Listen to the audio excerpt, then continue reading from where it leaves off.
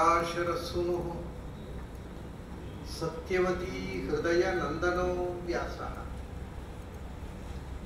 यस्य आस्य कमलगलितं वाङ्मयममृतं जगत्पिबति भुजग भोगाभमुद्यम्य हृद्यं निजभुजं दक्षिणं लक्षणाढ्यं ललितमुद्रिक्तविज्ञानमुद्रं भज भज अनन्तमित्यालपन्तं प्रणतवान् प्राणिनां प्राणभूतं प्रणतिभिः प्रणये पूर्णबोधम् भवदवोष्णेन तातप्यमानान् भुवि परं नाथमप्रेक्षमाणान् भुवनमन्येन च अन्येन दोष्णा भवतु भीर्मा इति न सान्त्वयन्तं प्रणतवान् प्राणिनां प्राणभूतं प्रणतिभिः प्रणये पूर्णबोधम्. ನನ್ನ ಅಧ್ಯಾತ್ಮ ಬಂಧುಗಳೇ, ಶ್ರುತಿಗೀತೆಯ ಮುಂದಿನ ಪದ್ಯ ಭಾಗವತದಲ್ಲಿ ಬರುವಂತಹದ್ದು. ಅದಕ್ಕೆ ಮೂಲಭೂತವಾದ ಶ್ರುತಿ ವಚನವನ್ನು ಆಚಾರ್ಯರು ಕೋಟ್ ಮಾಡಿದ್ದಾರೆ, ಆಚಾರ್ಯ ಮಧ್ವರು. ಅದು ಕಮಠ ಶ್ರುತಿ ಅಂತ ಹೇಳ್ತಾರೆ. ಇವತ್ತು ನಮಗೆ ಉಪಲಬ್ಧ ಇಲ್ಲ, ಕಮಠ ಶ್ರುತಿ ನಮಗೆ ಉಪಲಬ್ಧ ಇಲ್ಲ. ಅದು ಆಚಾರ್ಯರು ಕೋಟ್ ಮಾಡಿದ ಅಷ್ಟು ಮಾತ್ರ ಕಮಠ ಶ್ರುತಿ ನಮಗೆ ಸಿಗೋದು. ಅದರ ಮುಂದೆ ಹಿಂದೆ ಉಳಿದ ಯಾವ ಭಾಗವೂ ಈಗ ಉಪಲಬ್ಧವಿಲ್ಲ. ಆ ಶ್ರುತಿ ಹೀಗಿದೆ: ಯೋ ಜೀವವದ್ ಯೋನಿಷು ಭಾತ್ಯನಂತಹ. ಇದು ಶ್ರುತಿ ವಚನ. ಇವತ್ತು ಯಾವುದೇ ವೇದದ ಟೆಕ್ಸ್ಟಿನಲ್ಲಿ ಈ ಮಾತು ನಮಗೆ ಉಪಲಬ್ಧ ಇಲ್ಲ. ಕಮಠ ಶ್ರುತಿ ಅನ್ನೋದೇ ಈಗ ಸಿಗ್ತಾ ಇದೆ. ಯೋ ಜೀವವದ್ ಯೋನಿಷು ಭಾತ್ಯನಂತಹ ಮೂಢೈಸ್ತಮೋಗೈಃ ಭರತಾಧಿಗಮ್ಯಃ ನಿಚಾಯ್ಯತಂ ಶಾಶ್ವತಮಾತ್ಮಸಂಸ್ಥಂ ತದಿಚ್ಛವೋತ್ಮನ್ ನ್ಯದಧುರ್ಮಹಾಂತಃ. ಇದು ಶ್ರುತಿ. ಇದರ ಅರ್ಥವನ್ನು ವಿವರಣೆ ಮಾಡತಕ್ಕಂಥ ಒಂದು ಗೀತೆ, ಗಾಥಾ, ಅದನ್ನು ಭಾಗವತದಲ್ಲಿ ವ್ಯಾಸರು ಕೊಟ್ಟಿದ್ದಾರೆ. ಮೊದಲು ಈ ವೇದ ಮಂತ್ರದ ಅರ್ಥವನ್ನು ಏನು ಅಂತ ನೋಡೋಣ. ಯೋ ಭಾತಿ ಯೋ ಜೀವವತ್ ಯೋನಿಷು ಭಾತಿ ಅನಂತಃ. ಭಗವಂತನ ಬಗ್ಗೆ ಒಂದು ವಿಚಿತ್ರವಾದ ಸಂಗತಿಯನ್ನು ಹೇಳುತ್ತೆ ಈ ಶ್ರುತಿ. ಭಗವಂತ ವಾಸ್ತವಿಕವಾಗಿ ಅನಂತ, ಅಂದರೆ ಕೊನೆ ಇಲ್ಲದವ. ಕೊನೆ ಇಲ್ಲದವ ಅಂದರೆ ಸಾವಿಲ್ಲದವ ಅಂತ. ಸಾವಿಲ್ಲದವ ಆದ್ದರಿಂದಲೇ ಹುಟ್ಟು ಇಲ್ಲದವ. ಹುಟ್ಟಿದ್ರೆ ಸಾಯಲೇಬೇಕಲ್ಲ. ಯಾರು ಹುಟ್ಟುತ್ತಾನೋ ಅವನು ಸಾಯ್ತಾನೆ. ಅದರಿಂದ ಸಾವಿಲ್ಲದವ ಅಂದರೆ ಹುಟ್ಟಿಲ್ಲದವ ಅಂತ ಅಂಡರ್ಸ್ಟುಡ್. ಅದರಿಂದ ಅನಂತಹ ಅಂದರೆ ಹುಟ್ಟು ಸಾವುಗಳಿಗೆ ಒಳಪಡದವನು. ಆದರೆ ಯೋ ಜೀವವದ್ ಯೋನಿಷು ಭಾತಿ, ಹುಟ್ಟು ಸಾವಿಗೆ ಒಳಗಾದ ಜೀವನ ಹಾಗೆ ಕಾಣ್ತಾನಂತೆ ನೋಡ್ಲಿಕ್ಕೆ. ತಿಳುವಳಿಕೆ ಇಲ್ಲದೆ ಇದ್ದವರಿಗೆ ದೇವರು ಜೀವನ ಹಾಗೆ ಕಾಣ್ತಾನೆ. ಎಲ್ಲಿ ಕಾಣ್ತಾನೆ? ಜೀವವದ್ ಯೋನಿಷು ಭಾತಿ. ಗರ್ಭದಲ್ಲಿ 9 ತಿಂಗಳು ಇರ್ತಾವೆ ಮಕ್ಕಳು, ಆಮೇಲೆ ಹುಟ್ಟುತ್ತವೆ. ನಾನಾ ಯೋನಿಗಳಲ್ಲಿ ಹುಟ್ಟುತ್ತವೆ. ಮನುಷ್ಯ ಯೋನಿ ಇರಬಹುದು, ಪಕ್ಷಿ ಯೋನಿ ಇರಬಹುದು, ಪ್ರಾಣಿ ಯೋನಿ ಇರಬಹುದು, ಸರೀಸೃಪ ಯೋನಿ ಇರಬಹುದು. ಯಾವುದೋ ಯೋನಿಗಳಲ್ಲಿ ಹುಟ್ಟಿದಾಗ ಆ ಮಗುವಿನ ಒಟ್ಟಿಗೆ ಅಂತರ್ಯಾಮಿಯಾಗಿ ಬಿಂಬರೂಪದಿಂದ ಭಗವಂತನು ಬರ್ತಾನಲ್ಲ. ಈ ಅಂತರ್ಯಾಮಿಯಾದ ಬಿಂಬರೂಪ ಜೀವ ಇದರ ಡಿಫರೆನ್ಸ್ ಗೊತ್ತಿಲ್ಲದೆ ಇದ್ದವರು ಆ ಗರ್ಭದಲ್ಲಿ ಭಗವಂತನೇ ಹೋಗಿ ಹುಟ್ಟಿದ ಅಂತ ತಿಳ್ಕೊಂಡು ಬಿಡ್ತಾರೆ. ಯೋ ಜೀವವತ್ ಯೋನಿಷು ಭಾತಿ. ಜೀವದ ಹಾಗೆ, ಯಾಕೆಂದ್ರೆ ಜೀವ ಬೇರೆ, ಪರಮಾತ್ಮ ಬೇರೆ ಕಾಣುವುದಿಲ್ಲ. ಅವನು ಅಂತರ್ಯಾಮಿಯಾಗಿ ಒಳಗಿದ್ದಾನೆ. ಅದರಿಂದ ಗರ್ಭದಲ್ಲಿ ಬೇರೆ ಬೇರೆ ನಾನಾ ವಿಧವಾದ ಯೋನಿಗಳಲ್ಲಿ ಭಗವಂತನೇ ಹುಟ್ಟುತ್ತಾನೆ ಅಂತ ತಿಳ್ಕೊಂಡ್ಬಿಡ್ತಾರೆ ಕೆಲವರು. ಯೋ ಜೀವವತ್ ಯೋನಿಷು ಭಾತಿ. ಆದರೆ ವಾಸ್ತವಿಕವಾಗಿ ಅನಂತಹ. ಅವನು ಹುಟ್ಟೋದು ಇಲ್ಲ, ಸಾಯೋದು ಇಲ್ಲ. ಆದರೆ ಈ ಜೀವ ಹುಟ್ಟುವಾಗ ಅದರೊಟ್ಟಿಗೆ ಅವನು ಬಂದಿದ್ದಾನೆ. ಸತ್ತು ದೇಹ ಹೊರಟು ಹೋಗುವಾಗ ಅವನೊಟ್ಟಿಗೆ ಹೋಗಿದ್ದಾನೆ. ಆದರೆ ಅವನು ಹುಟ್ಟಲೂ ಇಲ್ಲ, ಸಾಯಲೂ ಇಲ್ಲ. ಯೋ ಜೀವವತ್ ಯೋನಿಷು ಭಾತಿ ಅನಂತಹ. ಆದರೆ ಹಾಗೆ ಕಾಣ್ತಾನೆ. ಜೀವವತ್ ಭಾತಿ.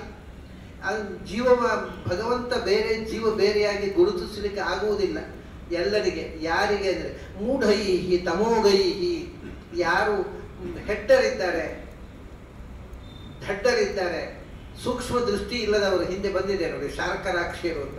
ಆ ಸೂಕ್ಷ್ಮ ದೃಷ್ಟಿ ಇಲ್ಲದೆ ಇದ್ದವರು ಇವರು. ಅವರಿಗೆ ಜೀವ ಬೇರೆ ಭಗವಂತ ಬೇರೆ ಡಿಫರೆನ್ಸೇ ಗೊತ್ತಾಗುವುದಿಲ್ಲ, ಎಲ್ಲ ಒಂದೇ ಆಗಿ ಕಂಡುಬಿಡುತ್ತೆ. ಮತ್ತೆ ಬರೇ ಹೆಡ್ಡರ್ ಅಷ್ಟೇ ಅಲ್ಲ, ಮತ್ತೆ ಬುದ್ಧಿವಂತರು ಹೀಗೆ ಕಾಣೋದು ಯಾವಾಗ ತಮೋಗೈಹಿ, ಯಾರು ತಮಸ್ಸಿಗೆ ಹೋಗಬೇಕಾದವರು ಅವ್ರು ಹಾಗೇ ಕಾಣೋದು. ನೀವು ಹಾಗೆ ಅಲ್ಲ ಅಂತ ಹೇಳಿದ್ರು ಕೇಳೋಲ್ಲ, ಅವರು ಹಠ ಮಾಡೋದು ಅದೇ ಕರೆಕ್ಟು. ಅದರಿಂದ ತಮಸ್ಸಿಗೆ ಹೋಗುವುದೇ ಯಾರ ಹಣೆಯಲ್ಲಿ ಬರೆದಿದೆಯೋ ಅವರು ಭಗವಂತನನ್ನು ಜೀವಭಾವದಿಂದ ಉಪಾಸನೆ ಮಾಡ್ತಾರೆ. ಕೆಲವು ಮೂಢರಿದ್ದಾರೆ ಅವರು. ಹಾಗಾದ್ರೆ ನಿಜವಾಗಿ ಭಗವಂತ ಗೊತ್ತಿರುವುದು ಯಾರಿಗೆ? ಭರತಾಧಿಗಮ್ಯ. ನಿಜವಾಗಿ ಭರತನಿಗೆ ಮಾತ್ರ ಈ ಜೀವ ಮತ್ತು ಅದರ ಒಳಗೆ ಇರತಕ್ಕ ಅಂತರ್ಯಾಮಿಯಾದ ಭಗವಂತ, ಇದು ಎರಡು ಬೇರೆ ಸಂಗತಿಗಳು ಗೊತ್ತಿರುವುದು ಭರತನಿಗೆ ಮಾತ್ರ. ಯಾವ ಭರತ? ರಾಮಾಯಣದ ಭರತನೋ? ಅದನ್ನು ಭರತನಿಗೆ ಮಾತ್ರ ಗೊತ್ತು, ಲಕ್ಷ್ಮಣನಿಗೆ ಗೊತ್ತಿರಲಿಲ್ವಾ? ಭರತ ಅಂದರೆ ರಾಮಾಯಣದ ಭರತ ಅಲ್ಲ.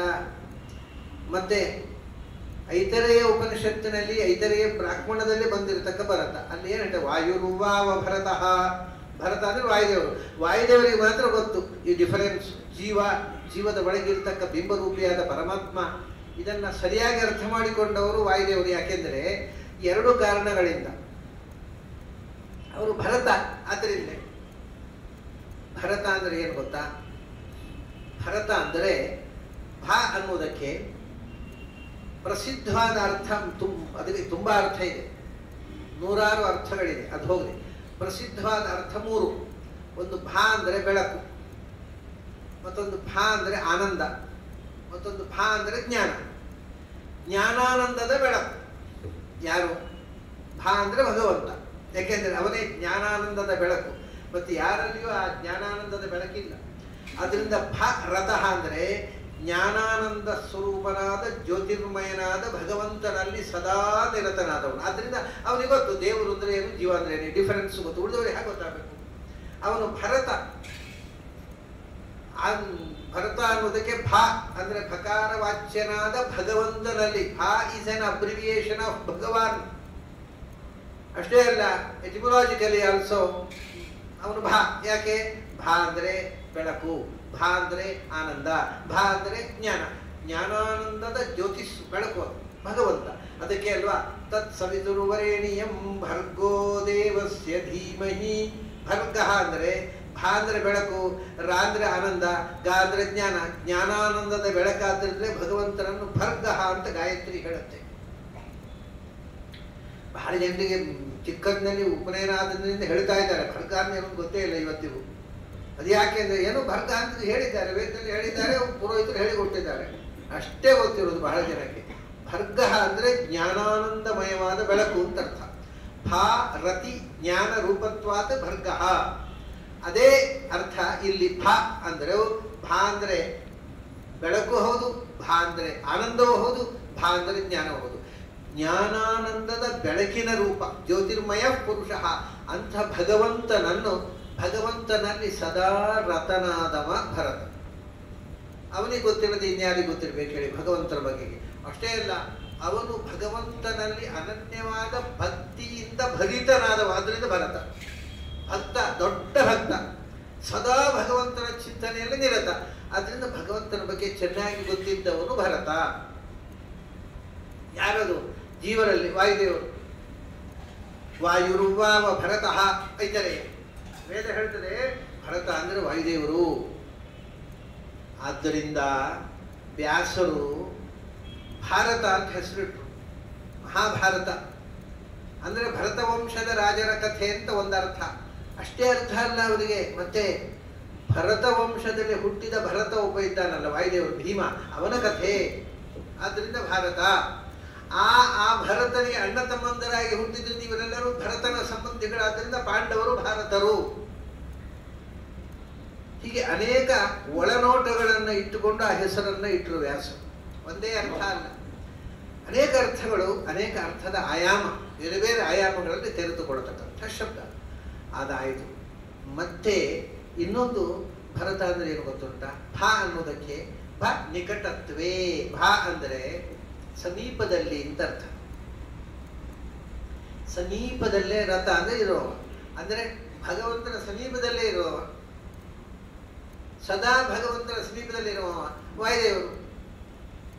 ಅವನು ಯಸ್ಮಿನ್ ಸ್ಥಿತೇ ಸ್ಥಾಸ್ಯಾಮಿ ಪ್ರತಿಷ್ಠಿತೆ ಪ್ರತಿಷ್ಠಾಸ್ಯಾಮಿ. ಯಾರು ಕೂತ ಕೊಡ್ಬೇಕು, ನಾನು ಹೇಳುವಾಗ ನಾನು ಹೊರಡುವಾಗ ನನ್ನ ಜೊತೆ ಬರಬೇಕು, ಅಂಥ ಒಬ್ಬ ನನಗೆ ತೀಯಬೇಕು ಅಂತ ಭಗವಂತ ಯೋಚನೆ ಮಾಡಿ ವಾಯುದೇವರು ಸಪ್ರಾಣಮ ಸೃಜತ.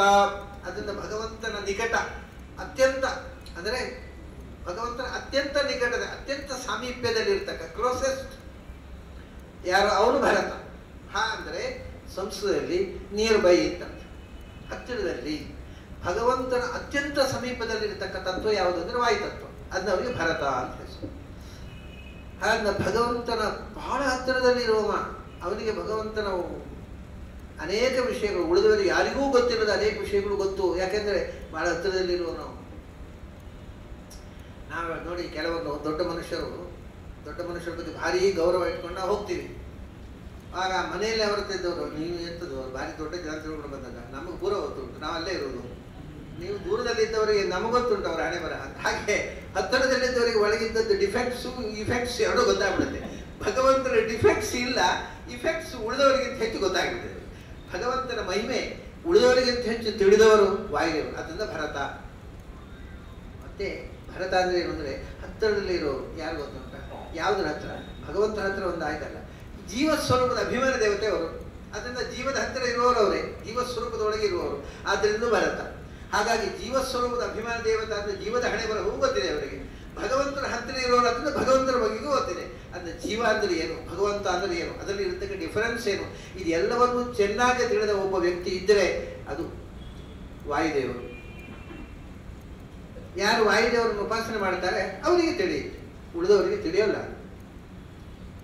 ಅಂತ ಭರತಾಧಿಗಮ್ಯ, ಭರತನಿಗೆ ಮಾತ್ರ ತಿಳಿಯುವಂತಹ ಸಂಗತಿ ಇದು. ಯಾವುದು?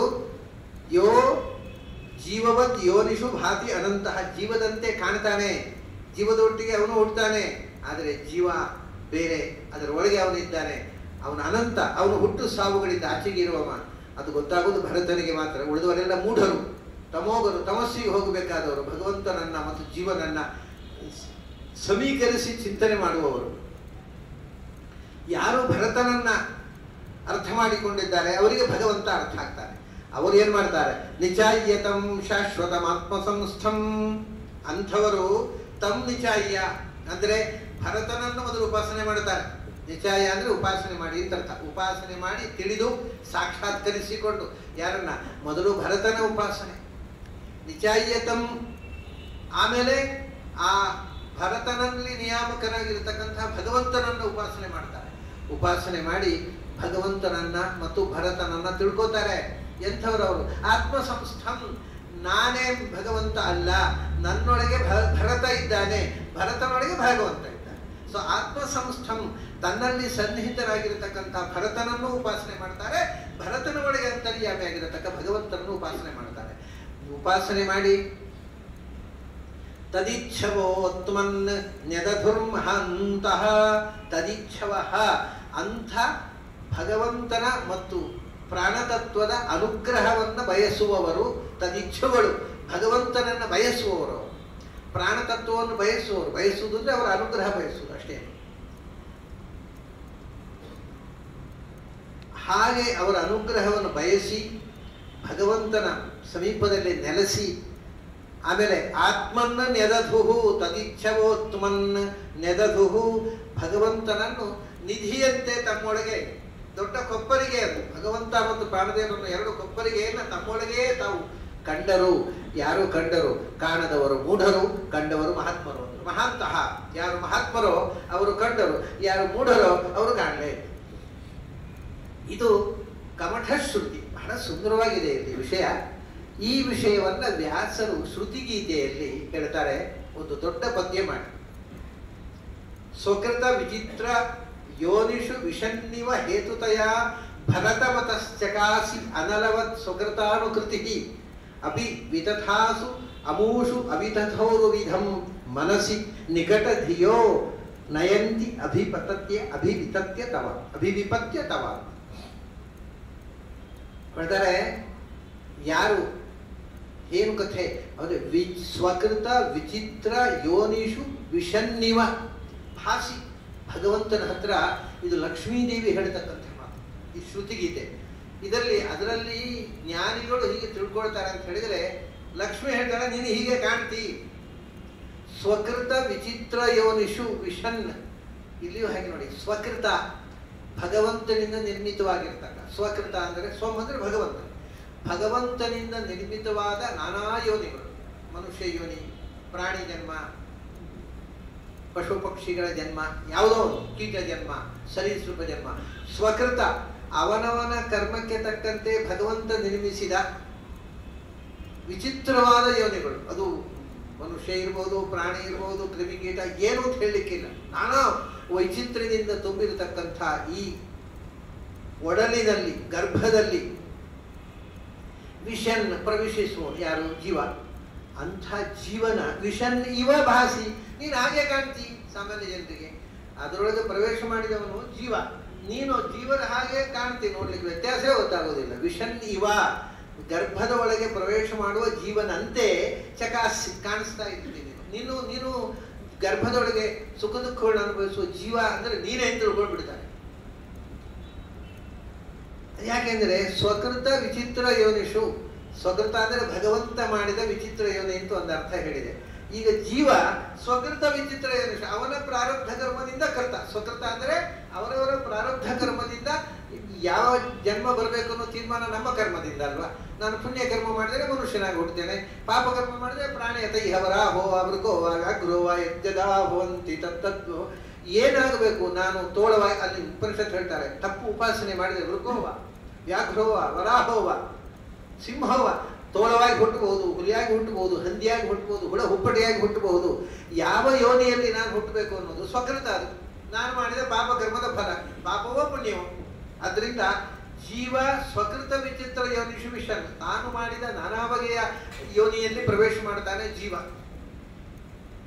ಅವನ ಜೊತೆಗೆ ಸ್ವಕೃತ ವಿಚಿತ್ರ ಯೋನಿಷು, ತಾನೇ ಸೃಷ್ಟಿ ಮಾಡಿದ ನಾನಾ ವಿಧ ಗರ್ಭದೊಳಗೆ ಭಗವಂತನು ಪ್ರವೇಶ ಮಾಡ್ತಾನೆ. ಆದ್ದರಿಂದ ವಿಷನ್ ನೀವ, ಜೀವದ ಹಾಗೆಯೇ ನೀನು ಜೀವ ಬೇರೆ ಬೇರೆ ಅಲ್ಲ ಅಂತ ತಿಳ್ಕೊಂಡ್ಬಿಡ್ತಾರೆ. ಗೊತ್ತಾಗೋದಿಲ್ಲ, ಡಿಫರೆನ್ಸ್ ಗೊತ್ತಾಗೋಲ್ಲ. ಈಗ ಗೋವಳರು ಹಾಲು ಮಾರಿದಾಗ ಅದಕ್ಕೆ ನೀರು ಹಾಕಿ ತಂದ್ಕೊಟ್ರೆ ನಮಗೆ ಅದು ನೀರು ಬೇರೆ ಗೊತ್ತಾಗತ್ತಾ? ಅಯ್ಯೋ ಅದು ಹಾಲು ಅಂತ ತಿಳ್ಕೊಂಡ್ಬಿಡ್ತೇವೆ ನೀರನ್ನು. ಅದೇ ಥರ ಆಗಿಬಿಡುತ್ತೆ, ನೀರು ಬೇರೆ ಹಾಲು ಬೇರೆ ಗೊತ್ತಾಗೋದಿಲ್ಲ. ಹಾಗೆ ಈ ಜೀವ ಮತ್ತು ಜೀವದ ಒಳಗೆ ಬಿಂಬದ ಭಗವಂತನ ಡಿಫರೆನ್ಸೇ ಗೊತ್ತಾಗೋದು, ಎಲ್ಲ ಒಂದೇ ಆಗಿ ಕಂಡುಬಿಡುತ್ತೆ. ಸ್ವಕೃತ ವಿಚಿತ್ರ ಯೋನಿಷು ವಿಷನ್ನಿವ. ಆದರೆ ಅದು ಹಾಗೆ ಇರ್ಬೋದಲ್ವ? ಅದು ಇಲ್ಲ.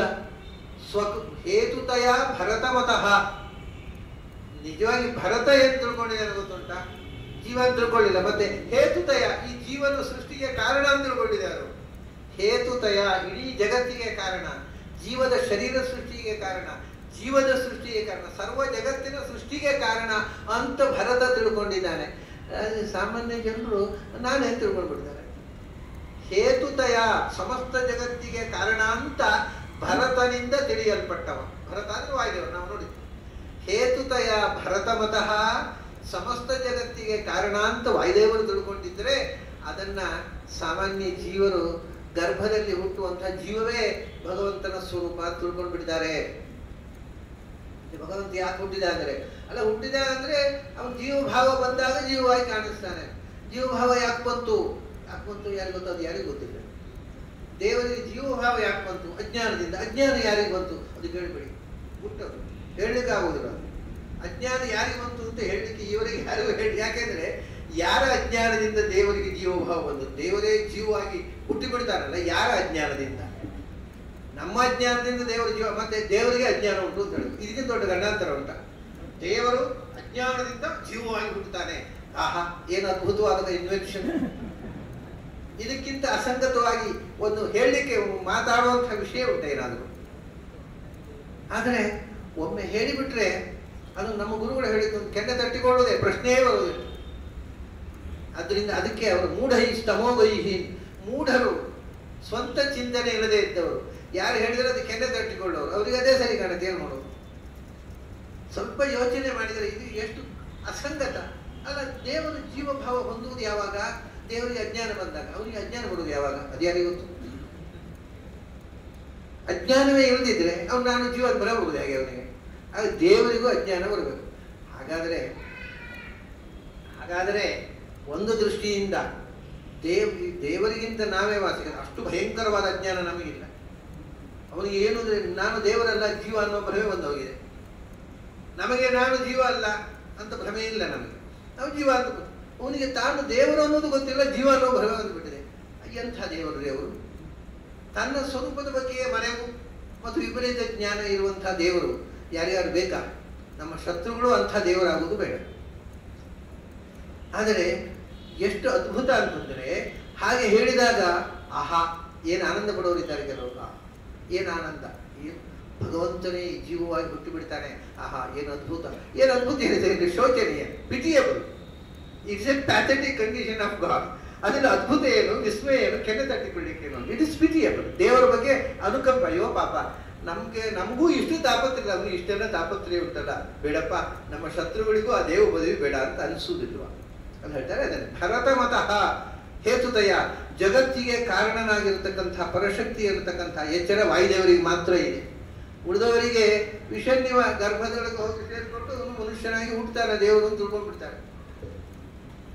ಸ್ವಕೃತ ವಿಚಿತ್ರ ಯೋನಿಷು ವಿಷನ್ನಿವ ಹೇತುತಯ ಭರತ ಮತಃ ಚಕಾಸಿ, ಹಾಗೆ ನೀನು ಕಾಣಿಸಿಕೊಳ್ತೀಯಾ, ಜೀವಭಾವದಿಂದ ನೀನೇ ಹುಟ್ಟಿದ್ದು ಅಂತ ಜನರಿಗೆ ಭ್ರಮೆ ಬರುವ ಹಾಗೆ ನಿನ್ನ ಲೀಲೆ, ನೀನು ಹಾಗೂ ಕಾಣಿಸಿಕೊಳ್ತೀವಿ. ಅದು ಹೋಗಲಿ, ಇದು ಸಾಮಾನ್ಯ. ಅದಕ್ಕಿಂತಲೂ ವಿಚಿತ್ರ ಅಂದರೆ ಭಗವಂತ ಅವತಾರ ಮಾಡುವಾಗಲೂ ಭ್ರಮೆ ಬಂದ್ಬಿಡುತ್ತೆ. ಇದು ಜೀವನಲ್ಲಿ ಆಯ್ತದೆ. ಭಗವಂತ ಅವತಾರ ಮಾಡುವಾಗ ದೇವಕಿಯ ಮಗನಾಗಿ ಹುಟ್ಟಿದ, ದೇವಕಿಯ ಗರ್ಭದಲ್ಲಿದ್ದ, 9 ತಿಂಗಳು ಗರ್ಭವಾಸದು ಗರ್ಭವಿಸಿ 9 ತಿಂಗಳಾದ್ಮೇಲೆ ಭೂಮಿ ಬಿದ್ದ, ಹಾಗೇ ಕಾಣೋದು ನಮಗೆ. ಅದು ಜ್ಞಾನಾನಂದಮಯ. ಅದು ನಮ್ಮ ಹಾಗೆ ಮಣ್ಣಿನಿಂದ ನಿರ್ಮಿತವಾದ ಶರೀರ. ದೇವರಿಗೂ ಪಾಂಚಭೌತಿಕ ಶರೀರ ಇದೆ. ಅದು ತಾಯಿಯ ಹೊಟ್ಟೆಯಲ್ಲಿ ಬೆಳೆಯಿತು, ಆಮೇಲೆ 9 ತಿಂಗಳಾದ್ಮೇಲೆ ಭೂಮಿ ಬಿತ್ತು, ಆಮೇಲೆ 106 ವರ್ಷ ಆದ್ಮೇಲೆ ಅದು ದೇಹ ಬಿದ್ದು ಹೋಯಿತು, ಪಾಂಚಭೌತಿಕ ಶರೀರ. ದೇವರ ಅವತಾರ ಅಂದರೆ ಈಗೆಲ್ಲ ಈ ಥರ ತಿಳ್ಕೊಂಡವರು ಬಹಳ ಜನ ಇದ್ದಾರೆ. ದೇವರಿಗೂ ಪಾಂಚಭೌತಿಕ ಶರೀರ ಇದೆ. ಗೀತೆಯಲ್ಲಿ ಕೃಷ್ಣ ಹೇಳ್ತಾನೆ, ಅವಜಾನಂತಿ ಮಾಂ ಮೂಢಾಹ ಮಾನುಷೀಂ ತನು ಆಶ್ರಿತಂ. ಮನುಷ್ಯರ ಹಾಗೆ ನನಗೂ ಪಂಚಭೌತಿಕ ಶರೀರ ಇದೆ ಅಂತ ತಿಳ್ಕೊಳ್ತಾರೆ. ಪಾಪ ಮೂಢರು, ಅವ್ರು ನೋಡಿದ್ರೆ ಪಾಪವೇ ಅಂತ ಅನಿಸುತ್ತೆ ನನಗೆ ಅಂತಾನೆ ಕೃಷ್ಣ. ಭಗವಂತನಿಗೆ ಪಂಚಭೌತಿಕ ಶರೀರ ಇಲ್ಲ, ಬಿದ್ದು ಹೋಗುವ ಶರೀರ. ಅದಕ್ಕೆ ಹೇಳಿದರು ಭರತ, ಜ್ಞಾನಾನಂದಮಯವಾದ ಶರೀರ ಅವನಿಗೆ ಇರೋದು. ಅದಕ್ಕೆ ಭರತ ಅನ್ನೋ ಶಬ್ದ, ಭರತ ಅನ್ನೋ ಶಬ್ದ ಎಷ್ಟು ಇದೆ ಔಚಿತ್ಯಪೂರ್ಣ ಅಂದರೆ, ಅದು ಜ್ಞಾನಾನಂದಮಯವಾದ ಶರೀರ ಅಂತ ಹೇಳುವ ಶಬ್ದವೇ ಅದರ. ಭಗವಂತ ಭಾ ಜ್ಞಾನಾನಂದ ರೂಪ, ಬೆಳಕಿನ ರೂಪ. ಅದು ಬಿದ್ದು ಹೋಗುದು ಹೇಗೆ? ತಮಾಷೆ ಏನಂದ್ರೆ, ಜ್ಞಾನಾನಂದ ನಾಶ ಆಗುವುದಿಲ್ಲ, ಬೆಳಕು ನಾಶ ಆಗಬಹುದು. ಆದರೆ ಬೆಳಕು, ತಮಾಷೆ ಏನು ಗೊತ್ತುಂಟ, ಈ ದೇಹದ ಸ್ವಭಾವ ಏನು ಗೊತ್ತುಂಟ, ಕೆಳಗೆ ಬೀಳುವುದು. ಬೆಳಕಿನ ಸ್ವಭಾವ ಏನು ಗೊತ್ತುಂಟ, ಬೆಳಕು ಯಾವಾಗಲೂ ಕೆಳಗೆ ಹೋಗುದು, ಮೇಲೆ ಹೋಗುವುದು. ನೀವು ದೀವಟಿಗೆ ಹಿಡ್ಕೊಳ್ಳಿ, ಬೆಳಕು ಹೇಗೆ ಹೋಗುವುದು? ಯಾವುದೇ ಲ್ಯಾಂಪು ಆ ದೀವಟಿಗೆ ಕೆಳಮುಖವಾಗಿ ಇಟ್ಕೊಳ್ಳಿ, ದೀಪ ಹೋದ ಮೇಲೆ. ಸೊ ಬೆಳಕಿಗೆ ಕೆಳಮುಖವಾದ ಗತಿಯೇ ಇಲ್ಲ. ಪ್ರಸಿದ್ಧ ಊರ್ಧ್ವಜ್ವಲನಂ ಹವಿರ್ಭುಜ, ಬೆಳಕು ಯಾವಾಗಲೂ ಮೇಲ್ಮುಖವಾಗಿ ಹೋಗೋದು. ಅದರಿಂದ ಈ ದೇಹ ಕೆಳಕ್ಕೆ ಬಿಡುದು, ಮೇಲೆ ಹೋಗೋದೇ ಇಲ್ಲ. ಅದು ಮೇಲೆ ಹೋಗ್ಬೇಕಾದ್ರೆ ಕುತ್ತಿ ಹಾಕಿ ಇಳಿಬೇಕು, ಮೇಲೆ ಇದ್ರೆ ಹೋಗುದು, ಕೆಳಗೆ ಹೋಗುದು. ಕೈಗಾಲು ಜಾರಿದರೆ ಕೈಗಾಲು ಜಾರಿ ಮೇಲೆ ಹೋದ್ರೆ ಕೆಳಗೆ ಬಿಡೋದೆ. ಸೊ ದೇಹ ಕೆಳಕ್ಕೆ ಹೋಗುವುದು, ಬೆಳಕು ಮೇಲಕ್ಕೆ ಹೋಗುವುದು. ಅಂದರೆ ಭಗವಂತ ಬೆಳಕಿನ ಸ್ವರೂಪ ಆದ್ರಿಂದ ಅವನು ಕೆಳಕ್ಕೆ ಬಿಡೋ ಪ್ರಶ್ನೆ ಇಲ್ಲ, ಮೇಲಕ್ಕೆ ಹೋಗುವ ಬೆಳಕದು. ಅವನ ಜ್ಞಾನ.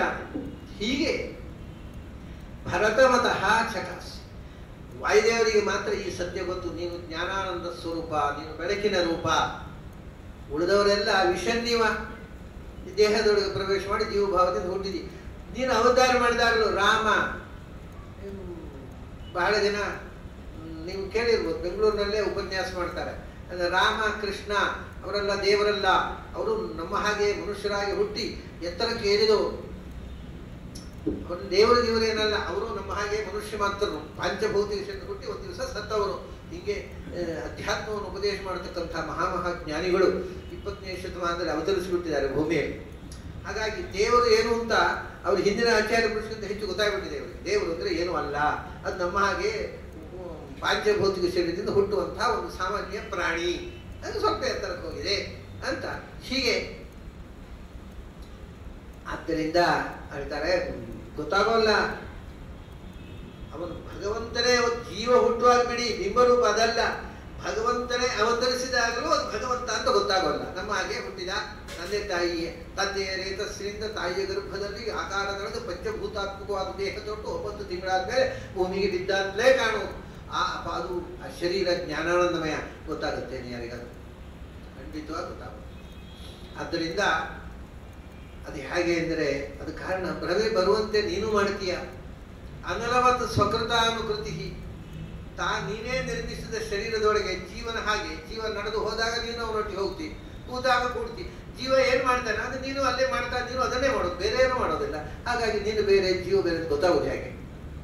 ದೇಹದಿಂದ ಜೀವ ನಡ್ಕೊಂಡು ಹೋದಾಗ ನೀನು ಅದು ಕೂತರೆ ನೀನು ಕೂಡ್ತಿ. ಅಂದರೆ ಈ ದೇಹ ಸ್ವಕೃತ ಅನುಕೃತಿ, ತನ್ನಿಂದ ನಿರ್ಮಿತವಾದ ಈ ಶರೀರದೊಳಗೆ ಜೀವ ಏನು ಮಾಡ್ತಾನೆ ನೀನು ಅದೇ ಮಾಡ್ತಾ ಇರ್ತಿ, ಬೇರೆ ಏನು ಮಾಡೋದು. ಆದ್ದರಿಂದ ಒಳಗೆ ಜೀವ ಮತ್ತು ದೇವ ಎರಡು ಸಂಗತಿಯೇ ಗೊತ್ತಾಗೋದು, ಎರಡು ಒಂದೇ ಥರ. ಹೇಗೆ ಅಂದರೆ ಅದಕ್ಕೊಂದು ದೃಷ್ಟಾಂತ ಕೊಡ್ತಾನೆ. ಆದರೆ ನೀನು ಅದರಲ್ಲೇ ಇದ್ದು ಜೀವ ಏನು ಮಾಡ್ತಾನೆ ಹಾಗೆ ಮಾಡಿದರೂ ಕೂಡ ನೀನು ಬೆಳಕಲ್ವಾ? ಭರತ ಅಲ್ವಾ ನೀನು ಬೆಳಕು. ಅದರಿಂದ ನೀನು ಹೇಗಿದ್ದಿ ಗೊತ್ತು? ಅನಲವತ್ತು. ಈಗ ಕಟ್ಟಿಗೆಯಲ್ಲಿ ಬೆಂಕಿ ಇದ್ದ ಹಾಗೆ ಅಂತ. ಬೆಂಕಿ ಕಟ್ಟಿಗೆಯಲ್ಲಿದೆ, ಕಟ್ಟಿಗೆಯನ್ನು ಆಚೆ ಕೊಂಡೋಗುವಾಗ ಬೆಂಕಿಯು ಆಚೆ ಹೋಗ್ತದೆ, ಇಟ್ಟರೆ ಅಲ್ಲಿ ಇರ್ತದೆ. ಸೊ ಕಟ್ಟಿಗೆ ಏನಾಗುತ್ತೆ, ಕಟ್ಟಿಗೆಯಲ್ಲಿ ಏನು ಕ್ರಿಯೆಯೋ ಅದೇ ಬೆಂಕಿಯ ಕ್ರಿಯೆ. ಆದರೆ ಕಟ್ಟಿಗೆ ಬೆಂಕಿ ಅಲ್ಲ, ಕಟ್ಟಿಗೆಯ ಕ್ರಿಯೆಯೇ ಬೆಂಕಿಯ ಕ್ರಿಯೆ. ಆ ಕಟ್ಟಿಗೆ ಬೆಂಕಿ ಅಲ್ಲ, ಅಷ್ಟೇ ಅಲ್ಲ, ಅದು ಬೆಂಕಿಯಿಂದ ಸೃಷ್ಟವಾದ ವಸ್ತು. ಅದೇನ್ರಿ ಕಟ್ಟಿಗೆ ಬೆಂಕಿಯಿಂದ ಆದದ್ದ? ಕಟ್ಟಿಗೆ ಬೆಂಕಿ ಕೊಟ್ಟರೆ ಸುಟ್ಟು ಹೋಗುತ್ತೆ, ಬೆಂಕಿಯಿಂದ ಆಗುದು ಹೇಗದು? ವಸ್ತುತಃ ನಮ್ಗೆ ಗೊತ್ತೇ ಇಲ್ಲ ಕಟ್ಟಿಗೆ ಬೆಂಕಿಯಿಂದ ಆದದ್ದು. ಯಾಕೆಂದ್ರೆ ನಮಗೆ ವೇದ ಆ ವಿಷಯ ಹೇಳುತ್ತೆ. ಆತ್ಮನ ಆಕಾಶ ಸಂಭೂತ, ಆಕಾಶಾತ್ ವಾಯು, ವಾಯೋರಗ್ನಿ, ಅಗ್ನೇರಾಪಃ, ಅಭ್ಯ ಪೃಥಿವೀ. ಕಟ್ಟಿಗೆ ಅಂದರೆ ಮಣ್ಣಿನ ಪಾರ್ಥಿವವಾದ ಒಂದು ವಸ್ತು. ಅದು ಯಾವುದರಿಂದ ಆದದ್ದು ಅಂದರೆ, ಪಾರ್ಥಿವವಾದ ವಸ್ತು ನೀರಿನಿಂದ ಆಯಿತು. ಮಣ್ಣು ನೀರಿನಿಂದ ಆಯಿತು. ನೀರು ಯಾವುದರಿಂದ ಆಯಿತು? ಅಗ್ನೇಹೇ. ಹಾಗಾದರೆ ಮಣ್ಣಿಗೆ ಬೆಂಕಿ ಅಜ್ಜ ಆಯಿತು. ನೀರು ಅಪ್ಪ, ಬೆಂಕಿ ಅಜ್ಜ. ಬೆಂಕಿಯಿಂದ ನೀರು, ನೀರಿನಿಂದ ಮಣ್ಣು. ಹಾಗಾಗಿ ಪೃಥ್ವಿ ಪಾರ್ಥಿವವಾದ ಎಲ್ಲ ವಸ್ತುಗಳಲ್ಲೂ ಅಗ್ನಿ ಅಂಶ ಇದೆ. ಯಾಕೆಂದರೆ ಈ ಮೂರು ಸೇರಿದೆ ಯಾವ ವಸ್ತುವೂ ಇಲ್ಲ ಪ್ರಪಂಚದಲ್ಲಿ.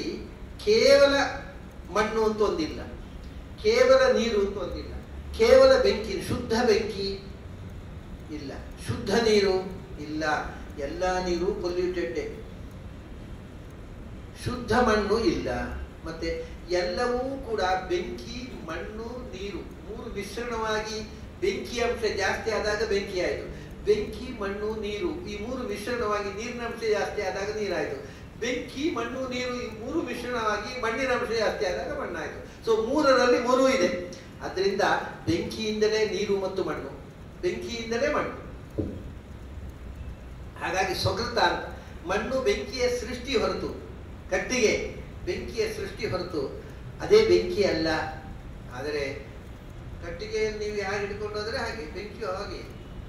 ನೀವು ಕಟ್ಟಿಗೆ ಅಂತ ಹೇಳ್ಬಹುದು, ಅಥವಾ ಬತ್ತಿ ಹೇಳ್ಬಹುದು, ಕ್ಯಾಂಡ್ಲು, ಏನು ಬೇಕಾದ್ರೆ ಇಟ್ಕೊಳ್ಳಿ. ಕ್ಯಾಂಡ್ಲಲ್ಲಿ ದೀಪ ಹಚ್ಚಿ ಹಿಡ್ಕೊಂಡು ಹೋಗ್ತೇವೆ. ದೀಪ ಎಲ್ಲಿಗೆ ಬೇಕಾದ್ರೆ ಅಲ್ಲಿ ಹೋಗ್ಬೇಕಾದ್ರೆ ಕ್ಯಾಂಡ್ಲು ಹೋಗ್ಬೇಕು. ಆದರೆ ದೀಪ ಕ್ಯಾಂಡ್ಲ್ ಅಲ್ಲ. ಬತ್ತಿಯಲ್ಲಿ ಬೆಂಕಿ ಹಚ್ಚಿಕೊಂಡು ನಾವು ಎಲ್ಲ ಹಣತೆಗೆ ಹಚ್ಚಿಕೊಂಡು ಹೋಗ್ತೇವೆ. ಆದರೆ ಬತ್ತಿ ದೀಪ ಅಲ್ಲ. ಅಂದರೆ ಬತ್ತಿಗೆ ಅಧೀನವಾಗಿಯೇ ದೀಪ ಇರ್ತದೆ. ಹಾಗೆಯೇ ಈ ಶರೀರ, ಜೀವ ಈ ಶರೀರಕ್ಕೆ ಅಧೀನವಾಗಿ ವರ್ತಿಸಿದಾಗ ಭಗವಂತನು ಈ ಶರೀರಕ್ಕೆ ಅಧೀನವಾಗಿಯೇ ಚಲಿಸ್ತಾ ಇರ್ತಾನೆ, ಶರೀರದ ಒಳಗಿರುವ ಭಗವಂತ. ಆದ್ದರಿಂದ ನಮಗೆ ಡಿಫರೆನ್ಸ್ ಗೊತ್ತಾಗೋಲ್ಲ. ಅನಲವತ್ ಸ್ವಕೃತಾನುಕೃತಿ ಹೇಳ್ತಾರೆ. ಅಭಿವಿತಥಾಸು ಅಮೂಷು ಅವಿತಥ ಉರುವಿಧಂ. ಒಂದು ವಿಷಯ ಯೋಚನೆ ಮಾಡಿದರೆ ಗೊತ್ತಾಗತ್ತೆ. ಇವು ವಿತಥ, ಈ ಪ್ರಪಂಚದಲ್ಲಿ ನಾವು ಕಾಣತಕ್ಕಂಥ ಶರೀರಗಳು, ಆ ವಿಕಾರಗಳು ವಿತಥಾಸು. ವಿತಥಾತು ಅಂದರೆ ಅದು ಹೇಗಿದೆಯೋ ಹಾಗೆ ಇರುವಂತಹದ್ದಲ್ಲ. ವಿಕಾರ ಆಗ್ತಾ ಇರ್ತದೆ, ಬದಲಾವಣೆ ಆಗ್ತಾ ಇರ್ತದೆ. ಈ ಎಲ್ಲವೂ ಕೂಡ ಬದಲಾಗುವಂಥದ್ದು. ಯಾವುದೂ ಬದಲಾಗದ ಸ್ಥಿರವಾದ ನಿತ್ಯವಾದ ಒಂದು ವಸ್ತುವೂ ಇಲ್ಲ. ನಮ್ಮ ಕಣ್ಣಿಗೆ ಕಾಣುವುದೆಲ್ಲ ಇವತ್ತಿದ್ದದ್ದು ನಾಳೆ ಇರೋಲ್ಲ. ದೇಹ, ನಾವು ದೇಹ ಉಂಟು ಅಂತ ಹೇಳ್ತೇವಲ್ಲ, ಒಂದು ದೇಹ 100 ವರ್ಷ ಇದ್ದರೆ ಅದು ಒಂದೇ ರೀತಿ ಇರ್ತದೆ. ಹುಟ್ಟುವಾಗ ಇದ್ದದ್ದು ಸಾಯುವಾಗ ಉಂಟ ಇತ್ತು ಅಷ್ಟೇ. ಅದು ಆಕಾರ ಕಾಣಲಿಕ್ಕೆ ಉಂಟು. ಆದರೆ ನಿನ್ನೆ ಇದ್ದ ದೇಹ ಇವತ್ತಿಲ್ಲ. ನಿನ್ನೆ ಇದ್ದ ದೇಹಕ್ಕಿಂತ ಇವತ್ತು ಬದಲಾಯಿತು. 24 ಗಂಟೆ ಮುಪ್ಪು ಬಂತು ಅದಕ್ಕೆ. ಸ್ವಲ್ಪ ನಿನ್ನೆ ಪೂರ್ತಿ ಕಪ್ಪಿತ್ತು ಕೂದಲು, ಇವತ್ತು ಒಂದು ಬಿಳಿ ಕೂದಲು ಬರಲು ಶುರುವಾಗಿದೆ. ನಾಳೆ 2 ಕೂದಲು ಬಿಳಿ ಆಗುತ್ತೆ, ನಾಳೆದು ಪೂರ ಬಿಳಿ ಆಗಲು ಶುರುವಾಗುತ್ತೆ. ಅಂದರೆ ಈ ಬದಲಾವಣೆ ಗೊತ್ತಾಗೋದಿಲ್ಲ ನಮಗೆ. ಆದರೆ ಇವತ್ತಿದ್ದದ್ದು ನಾಳೆ ಇಲ್ಲ, ಮೊನ್ನೆ ಇದ್ದದ್ದು ನಿನ್ನೆ ಇಲ್ಲ, ನಿನ್ನೆ ಇದ್ದದ್ದು ಇವತ್ತಿಲ್ಲ, ಇವತ್ತಿದ್ದದ್ದು ನಾಳೆ ಇಲ್ಲ. ಎಲ್ಲಿ ಇದೆ ಅದು ಬದಲಾಗ್ತಾ ಇದೆ. ವಿತಥಾಸು ಅಂದರೆ ಅದು ಸಬ್ಜೆಕ್ಟ್ ಟು ಮೆಟಮಾರ್ಫೋಸಿಸ್. ಎಲ್ಲವೂ ಬದಲಾಗುವಂಥದ್ದು. ಸ್ಥಿರವಾದ ಬದಲಾಗದ ಒಂದು ಸತ್ಯ ಭಗವಂತ ಒಬ್ಬನೇ. ಅಪಿವಿತಥಾಸು ಅಮೂಷು ಅವಿತಥ ಉರುವಿಧಂ. ನೀನು ಅನಂತ ರೂಪದಿಂದ ತುಂಬಿದ್ದಿ, ಅದರಿಂದ ಎಲ್ಲ ರೂಪವೂ ಸ್ಥಿರ ಶಾಶ್ವತ. ನಮ್ಮದು ಇದ್ದ ಒಂದು ರೂಪವು ಸ್ಥಿರ, ನಿನ್ನ ಅನಂತ ರೂಪವು ಅನಂತ ಕಾಲ ತನಕೂ ಸ್ಥಿರ ಶಾಶ್ವತ. ಅಪಿವಿತಥಾಸು ಅಮೂಷು ಅವಿತಥ ಉರುವಿಧಂ. ಹಾಗಾಗಿ ನೀನು ಅವಿತಥ, ನೀನು ಬದಲಾಗದವ, ನೀನು ನಿರ್ವಿಕಾರ. ಇದು ವಿಕಾರಕ್ಕೊಳಗಾಗುವಂಥ ಈ ದೇಹದೊಳಗೆ ನೀನು ಸಿಕ್ಕಾಕೊಳ್ತೀಯಾ? ಇಲ್ಲ, ಅದು ವಾಯುದೇವರಿಗೆ ಗೊತ್ತಿದೆ, ಉಳಿದವರಿಗೆ ಗೊತ್ತಾಗೋಲ್ಲ. ಏನು ಮಾಡೋದು? ಅಪಿವಿತಥಾಸು ಅವಿತಥೋರು ವಿಧಂ ಮನಸ್ಸಿ ನಯಂತಿ ನಿಕಟ ಧಿಯೋ ನಯಂತಿ. ಇದು ಯಾರಿಗೆ ಅರ್ಥ ಆಗುತ್ತೆ ಅಂದರೆ, ಒಂದು ವಾಯುದೇವರು, ಯಾಕೆಂದ್ರೆ ಅವರು ನಿಕಟ ಹತ್ತಿರವೇ ಇರುವವರು. ವಾಯುದೇವರ ಹಾಗೆ ಯಾರು ಭಗವಂತನ ಹತ್ತಿರ ಇರ್ತಾರೆ ಅವರಿಗೆ ಅರ್ಥ ಆಗುತ್ತೆ. ಅಲ್ಲಿ ಭಗವಂತನ ಹತ್ತಿರ ಇರುವುದಂದ್ರೆ ಎಲ್ಲಿ? ಭಗವಂತ ಸರ್ವಗತ ಅಲ್ವಾ? ಇಲ್ಲಿ ಭಗವಂತ ಇಲ್ವಾ? ನಾನು ಭಗವಂತ ಹತ್ತಿರ ಇರುವುದು, ನೀವು ಭಗವಂತನ ದೂರ ಇರುವುದು ಹೇಗೆ? ಇದು ಆಕಾಶದಿಂದ ದೂರ ಹೋಗುವುದು ಹೇಗೆ? ಹಾಗೆ ಅಲ್ವ? ಭಗವಂತ ಗಾಡ್ ಈಸ್ ಆಮ್ನಿಪ್ರೆಸೆಂಟ್. ಅದು ಎಲ್ಲರೂ ಭಗವಂತನ ಹತ್ತಿರ ದೂರ ಇರುವುದು ಹೇಗೆ? ಅದೇ ಮನಸ್ಸಿ ನಿಕಟ ಧಿಯ ಅಂದರು. Mentally, if you are mentally nearer to God, then you will know what is God. ಮಾನಸಿಕವಾಗಿ ಭಗವಂತನ ಹತ್ತಿರಕ್ಕೆ ಹೋದವರಿಗೆ ಅರ್ಥ ಆಗುತ್ತೆ, ದೂರ ಇದ್ದವರಿಗೆ ಅರ್ಥ ಆಗುತ್ತೆ. ದೈಹಿಕವಾಗಿ ಭಗವಂತನಿಂದ ದೂರ ಹೋಗ್ಲಿಕ್ಕೆ ಆಗೋದಿಲ್ಲ, ಎಲ್ಲ ಕಡೆಗೂ ಭಗವಂತ ಇದ್ದಾರೆ. ಆದರೆ ನಾವು ಯಾವಾಗಲೂ ಭಗವಂತ ಎಷ್ಟು ಹತ್ತಿರವೋ ಅಷ್ಟು ದೂರದಲ್ಲಿ ಇದ್ದಿರ್ತೇವೆ ಮಾನಸಿಕವಾಗಿ ಭಗವಂತನಿಂದ. ಭಗವಂತನ ನೆನಪು ಅದು ಅದು ಬೇಡ ಅಂದರೂ ಅಕಸ್ಮಾತ್ ಬರಬೇಕಷ್ಟೆ. ಅವು ಬೇಕು ಅಂತ ಬರುವುದಿಲ್ಲ, ಬೇಕು ಅಂತ ಬರೆಸೋದೂ ಇಲ್ಲ. ಬೇಡ ಅಂದ್ರೂ ಒಮ್ಮೊಮ್ಮೆ ಬರುತ್ತೆ, ಏನು ಮಾಡೋದು? ಹಾಗಾಗಿದೆ ನಮ್ಮ ಕಥೆ. ಅಂತ ಹೇಳ್ತಾರೆ ಮನಸ್ಸಿ ನಿಕಟಧಿಯ.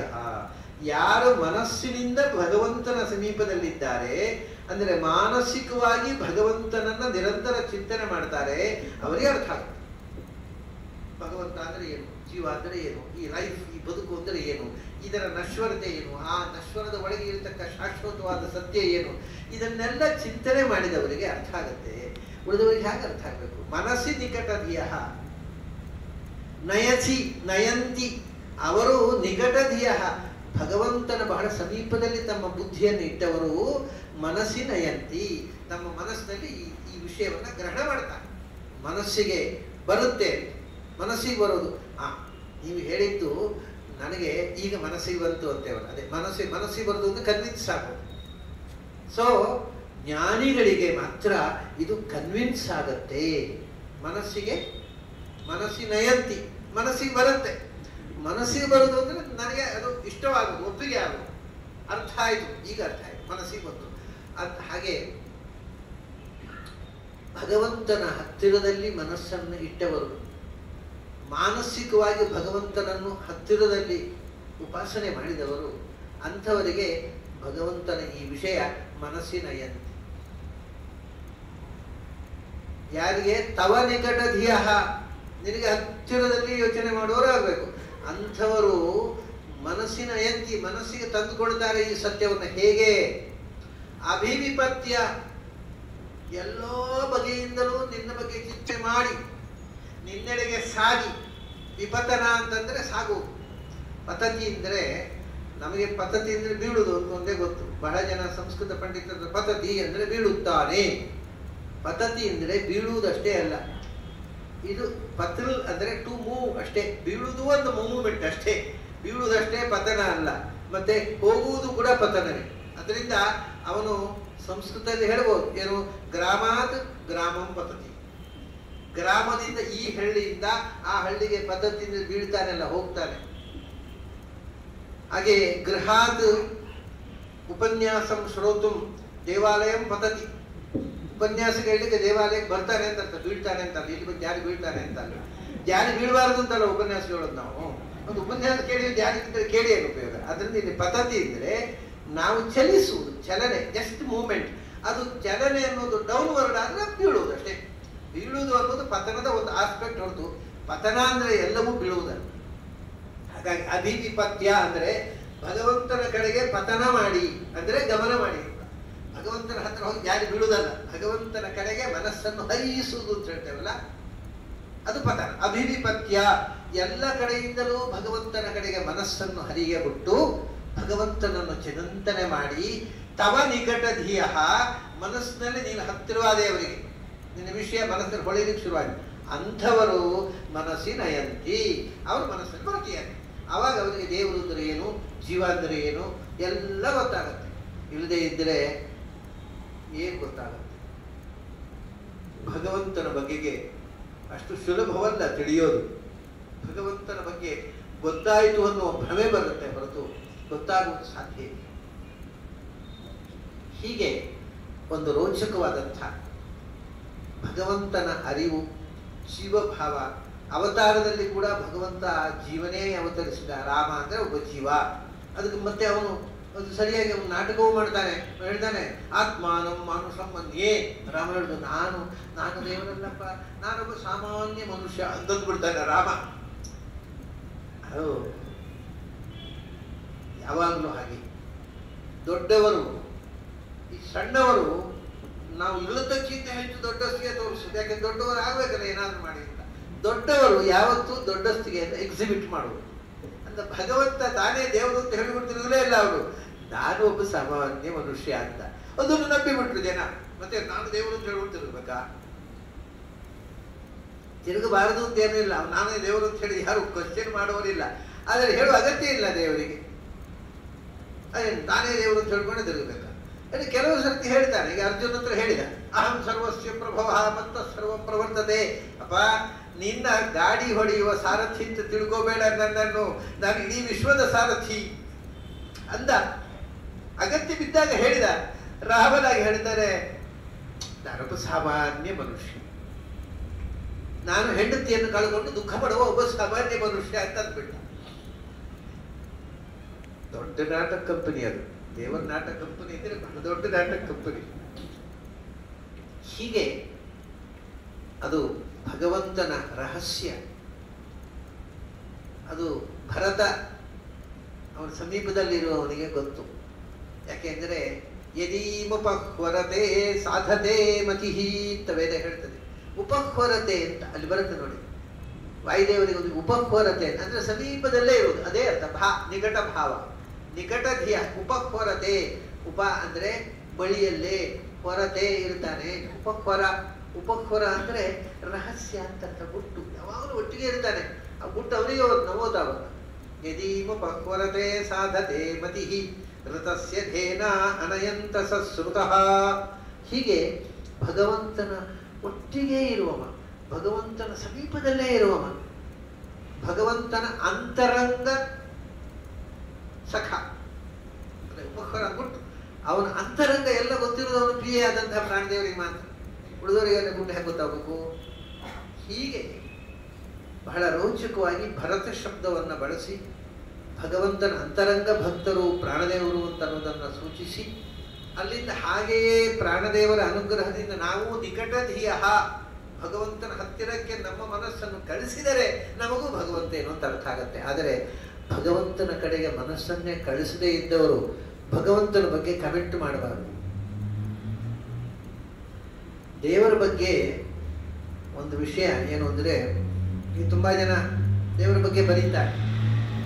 ತಮಾಷೆ ಏನು ಅಂದರೆ, ದೇವರ ಬಗ್ಗೆ ಕೆಲವರು ದೇವರಿದ್ದಾನೆ ಅಂತ ಪುಸ್ತಕಗಳು, ಆಸ್ತಿಕರು. ಕೆಲವರು ದೇವರು ಇಲ್ಲ ಅಂತ ಪುಸ್ತಕ ಬರೆದವರು ಇದ್ದಾರೆ.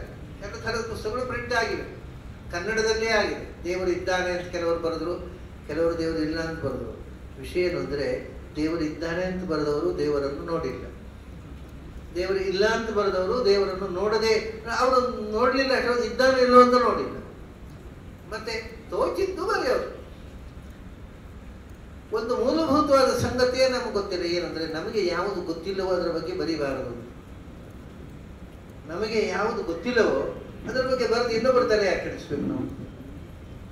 ಅಷ್ಟು ಎಚ್ಚರವೂ ಇಲ್ಲ ಬಹಳ ಜನರಿಗೆ. ನಮ್ಮ ಅಜ್ಞಾನವನ್ನೇ ಪುಸ್ತಕ ರೂಪದಲ್ಲಿ ಬರೆದು ಅದನ್ನು ನಿಮಗೆ ಕೊಟ್ಟು ನೀವು ಅದನ್ನು ಓದಿ ನೀವು ತಲೆ ಕೆಡಿಸಿಕೊಂಡು ನಾವು ಈ ವರ್ಷದ ಶ್ರೇಷ್ಠ ಕೃತಿ ಎಂದು ಪ್ರಶಸ್ತಿ ಪಡೆಯಬೇಕು. ಇದು ನಮ್ಮ ರೋಗ.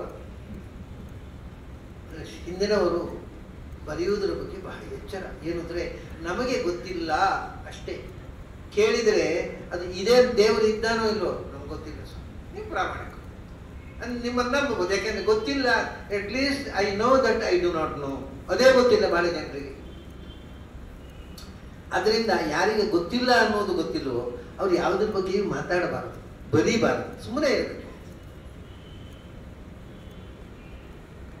ಹಾಗಾಗಿ ನಿಕಟಧಿಯ ಯಾರು ಭಗವಂತನನ್ನು ಹತ್ತಿರದಿಂದ ಅರಿತಿದ್ದಾರೆ ಅವರು ಮನಸ್ಸಿನಯಂತಿ, ಅವರ ಮನಸ್ಸಿನಲ್ಲಿ ಅದು ಕನ್ವಿನ್ಸ್ ಆಗಿದೆ ದೇವರ ಮತ್ತು ಜೀವದ ಭಾವ ವ್ಯತ್ಯಾಸ. ಇದು ವಿತಥ, ಅದು ಅವಿತಥ, ಇದು ಪ್ರತಿಕ್ಷಣ ಬದಲಾಗುವಂಥದ್ದು, ಅದು ಎಂದೂ ಬದಲಾಗದ ಶಾಶ್ವತ ಸತ್ಯ ಅನ್ನುವ ಸತ್ಯ ಅರಿವಾಗಿದೆ ಅಂತಕ್ಕಂಥ ಮಾತನ್ನ ಬಹಳ ಅಂದರೆ it's A cream of Indian thought, Indian philosophy. ಒಂದು ರೀತಿಯ ಭಾರತೀಯ ತತ್ವಶಾಸ್ತ್ರದ ಕೆನೆ ರಸಗಟ್ಟಿಯನ್ನ ಸಿದ್ಧಾಂತ ಭಗವಂತ ಜೀವ ಅಂದರೆ ಏನು ಅನ್ನೋದನ್ನು ಬಹಳ ರೋಚಕವಾಗಿ ಹೇಳಿರ್ತಕ್ಕಂಥ ಮಂತ್ರ. ಅದಾದ ಮೇಲೆ ಮುಂದಿನ ಮಂತ್ರ ಉಂಟಲ್ಲ, ಅದರಲ್ಲಿ ಇನ್ನೂ ಚಮತ್ಕಾರ ಏನು ಅಂದರೆ ಮುಂದಿನ ಮಂತ್ರ ಯಾವುದು ಗೊತ್ತಾ? ಈಗ ಜೀವ ಭಗವಂತ ಇಬ್ಬರಿದ್ದಾರೆ. ಇಲ್ಲಿ ಇಬ್ಬರು ಎಂಥದ್ದು ಕೆಲಸ? ಅವನು ಇವನು ಒಂದೇ ಕೆಲಸ ಮಾಡೋದನ್ನು ಅದು ಹೇಳಿದ್ರೆ ನೀವು. ಭಗವಂತ ಏನು ಬೇರೆ ಏನು ಮಾಡೋದಿಲ್ಲ, ಇವನು ಜೀವ ಮಾಡೋದನ್ನೇ ಒಳಗೆ ಇದ್ದು ಅವನು ಇವನು ಹೋಗುವಾಗ ಅವನು ಹೋಗ್ತಾನೆ, ಕೂಡ ಹೋಗ್ಬಿಡು. ಮತ್ತೆ ಅವನಿಗೆ ಏನು ಕೆಲಸ ಅಲ್ಲಿ? ದೇವರು ಯಾಕೆ ಇರೋದು ಒಳಗೆ ಅಂದರೆ ಅದಕ್ಕೆ ಇನ್ನೊಂದು ಮಂತ್ರ ಇದೆ. ನಿಶುಸೀದ ಗಣಪತೆ ಗಣೇಶೋತ್ವಾಮಾಹುರು ವಿಪ್ರಭಮಂಗವೀನಾಂ ನರತೆ ತ್ವತ್ಕ್ರಿಯತೆ ಕಿಂಚನಾರೇ ಮಹಾಮರ್ಗಂ ಮಘವಂ ಚಿತ್ರಮರ್ಚ. ಇದು ಅದಕ್ಕೆ ಉತ್ತರ ಕೊಡು. ದೇವರು ಯಾಕೆ ಒಳಗಿಡೋದು ಅಂದ್ರೆ ಅಲ್ಲ, ಒಳಗಿಡುವುದು ಯಾಕೆ? ನೀನು ಆಚೆ ಈಚೆ ಹೋಗ್ಬೇಕಲ್ಲ ಅದಕ್ಕೆ. ನಿಶುಸೀದ ಗಣಪತೆ ಬಹಳ ಇದು ಎಲ್ಲರೂ ಸಾಮಾನ್ಯವಾಗಿ ಸಾಂಪ್ರದಾಯಿಕವಾಗಿ ಪೂಜಾ ವಿಧಾನವನ್ನು ಕಲಿತವರೆಲ್ಲರೂ ಪೂಜೆ ಮಾಡುವಾಗ ಮೊದಲು ಈ ಮಂತ್ರ ಹೇಳ್ತಾರೆ. ಪೀಠದಲ್ಲಿ ಪ್ರಾರ್ಥನೆ ನಿಶುಸೀದ ಗಣಪತೆ ಗಣೇಶ ತ್ವಾಮಾಹುರು ವಿಪ್ರಭಮಂಗವೀನಾಂ ಅಂತ ಹೇಳ್ತಾರೆ. ಅದು ಹೇಳುವಾಗ ಏನು ಹೇಳ್ತೇವೆ ಅಂತ ಗೊತ್ತಿರೋದಿಲ್ಲ, ಯಾಕಂದ್ರೆ ಸಂಸ್ಕೃತ ಅದು ಎಂತ ಹೇಳಬೇಕು. ದೇವರಿಗೆ ಅರ್ಥ ಆದ್ರೆ ಸಾಕು, ನಮ್ಗೆ ಅರ್ಥ ಆಗಲ್ಲ. ನಾವು ಹೇಳೋ ದೇವರದ್ದು ದೇವರಿಗೆ ಅರ್ಥ ಆದ್ರೆ ಸರಿ, ನಮಗೇನು ಯಾಕೆ ಅರ್ಥ ಆಗಬೇಕು ಅಂತ ಕಣ್ಮುಚ್ಚಿ ಹೇಳ್ಬಿಡ್ತೇವೆ. ಯಾವುದರದ ಅರ್ಥವನ್ನು ನಾವು ಯೋಚಿಸೋದಿಲ್ಲ. ಘಂಟಾಮಣಿ ಬಾರಿಸಬೇಕು. ಆಗವಾರ್ಥಂತು ದೇವಾನಾಂ ಗಮನಾರ್ಥಂತು ರಕ್ಷಸಾಂ. ಅದು ದೇವತೆಗಳು ಬರಲಿ, ದುಷ್ಟಶಕ್ತಿಗಳು ಹೋಗಿ ಅದನ್ನು ನಮಗೆ ಅರ್ಥ ಆಗೋದಿಲ್ಲ. ನಾವು ಘಂಟಾಮಣಿ ಬಾರಿಸೋ ದುಷ್ಟರೇ ಬರೋದು, ದೇವತೆಗಳು ಹೊರಡೋಗ್ಬಿಡ್ತಾರೆ. ಯಾಕಂದ್ರೆ ಅರ್ಥವೇ ಗೊತ್ತಿಲ್ಲ, ಸುಮ್ಮನೆ ಹೇಳೋದು ಮಂತ್ರ. ನಾವು ಅರ್ಥ ಗೊತ್ತಿಲ್ಲದೆ ಹೇಳಿದರೆ ದೇವತೆಗಳು ಯಾಕೆ ಬರ್ತಾರೆ? ಮತ್ತೆ ರಾಕ್ಷಸರೇ ಬರೋದು ನಮ್ಮ ಘಂಟಾವಣಿ ಬಾರಿಸಿದಾಗ ಕೇಳಲಿಕ್ಕೆ. ಹಾಗಾಗಿದೆ ಈ ಮಂತ್ರ. ನಾವು ಪೀಠದಲ್ಲಿ ಪೂಜೆ ಪ್ರಾರಂಭ ಮಾಡುವಾಗ ಹೇಳ್ತೇವೆ ಏನು? ನಿಶುಸೀದ ಗಣಪತಿ, ಓ ಗಣಪತಿಯೇ ಬಾ ಕೂಡು. ಅರೆ ನಾವು ಪೂಜೆ ಮಾಡೋದು ಗಣಪತಿ ಅಲ್ರಿ, ಮತ್ತೆ ಆ ಶ್ಲೋಕ ಯಾಕೆ ಹೇಳ್ಬೇಕು? ನಾವು ಪೂಜೆ ಮಾಡೋದು ಕೃಷ್ಣ, ನಾವು ಪೂಜೆ ಮಾಡೋದು ರಾಮ, ನಾವು ಪೂಜೆ ಮಾಡೋದು ದುರ್ಗೆ, ನಾವು ಪೂಜೆ ಮಾಡೋದು ಶಿವ. ಪ್ರತಿಯೊಂದಕ್ಕೂ ಗಣಪತಿ ಯಾಕೆ ಹೇಳಬೇಕು? ನೋಡಿ, ಇದು ನಮ್ಮಲ್ಲಿ ಇರತಕ್ಕಂಥ ಒಂದು ಸಮಸ್ಯೆ. ನಮಗೆ ಒಂದೊಂದು ದೇವರಿಗೆ ಒಂದೊಂದು ರಿಜಿಸ್ಟರ್ಡ್ ನೇಮ್, ಅವ್ರಿಗೆ ಹೆಸರು ನಾಮಕರಣ ಮಾಡಿಬಿಟ್ಟಿದ್ದೇವೆ. ಅದು ಅಲ್ಲದೆ ಬೇರೆ ಶಬ್ದ ಹೇಳಿ ವೃತ್ತವೇ ಆಗೋದಿಲ್ಲ ನಮ್ಮ ದೇವರಿಗೆ. ನಮ್ಮ ಗಣಪತಿಯಿಂದ ಸೊಂಡಿಲಿ ಇರಬೇಕು, ಇದರ ಗಣಪತಿಯೇ ಆಗೋದು. ನಮಗೆ ಒಂದೊಂದು ದೇವರಿಗೆ ಒಂದು ಆಕಾರ ಮತ್ತು ಒಂದು ಹೆಸರು, ಅದನ್ನು ನಾವು ಛಾಪು ಒತ್ತಿ ಬಿಟ್ಟಿದ್ದೇವೆ. ಅದು ಅಲ್ಲದೆ ಇದ್ರೆ ಅವರಲ್ಲ, ನಿಮ್ಗೆ ಗೊತ್ತಾಗೋಲ್ಲ. ಹೋಗ್ರಿ, ಗಣಪತಿ ಅಂದರೆ ಏನು ಗೊತ್ತುಂಟ?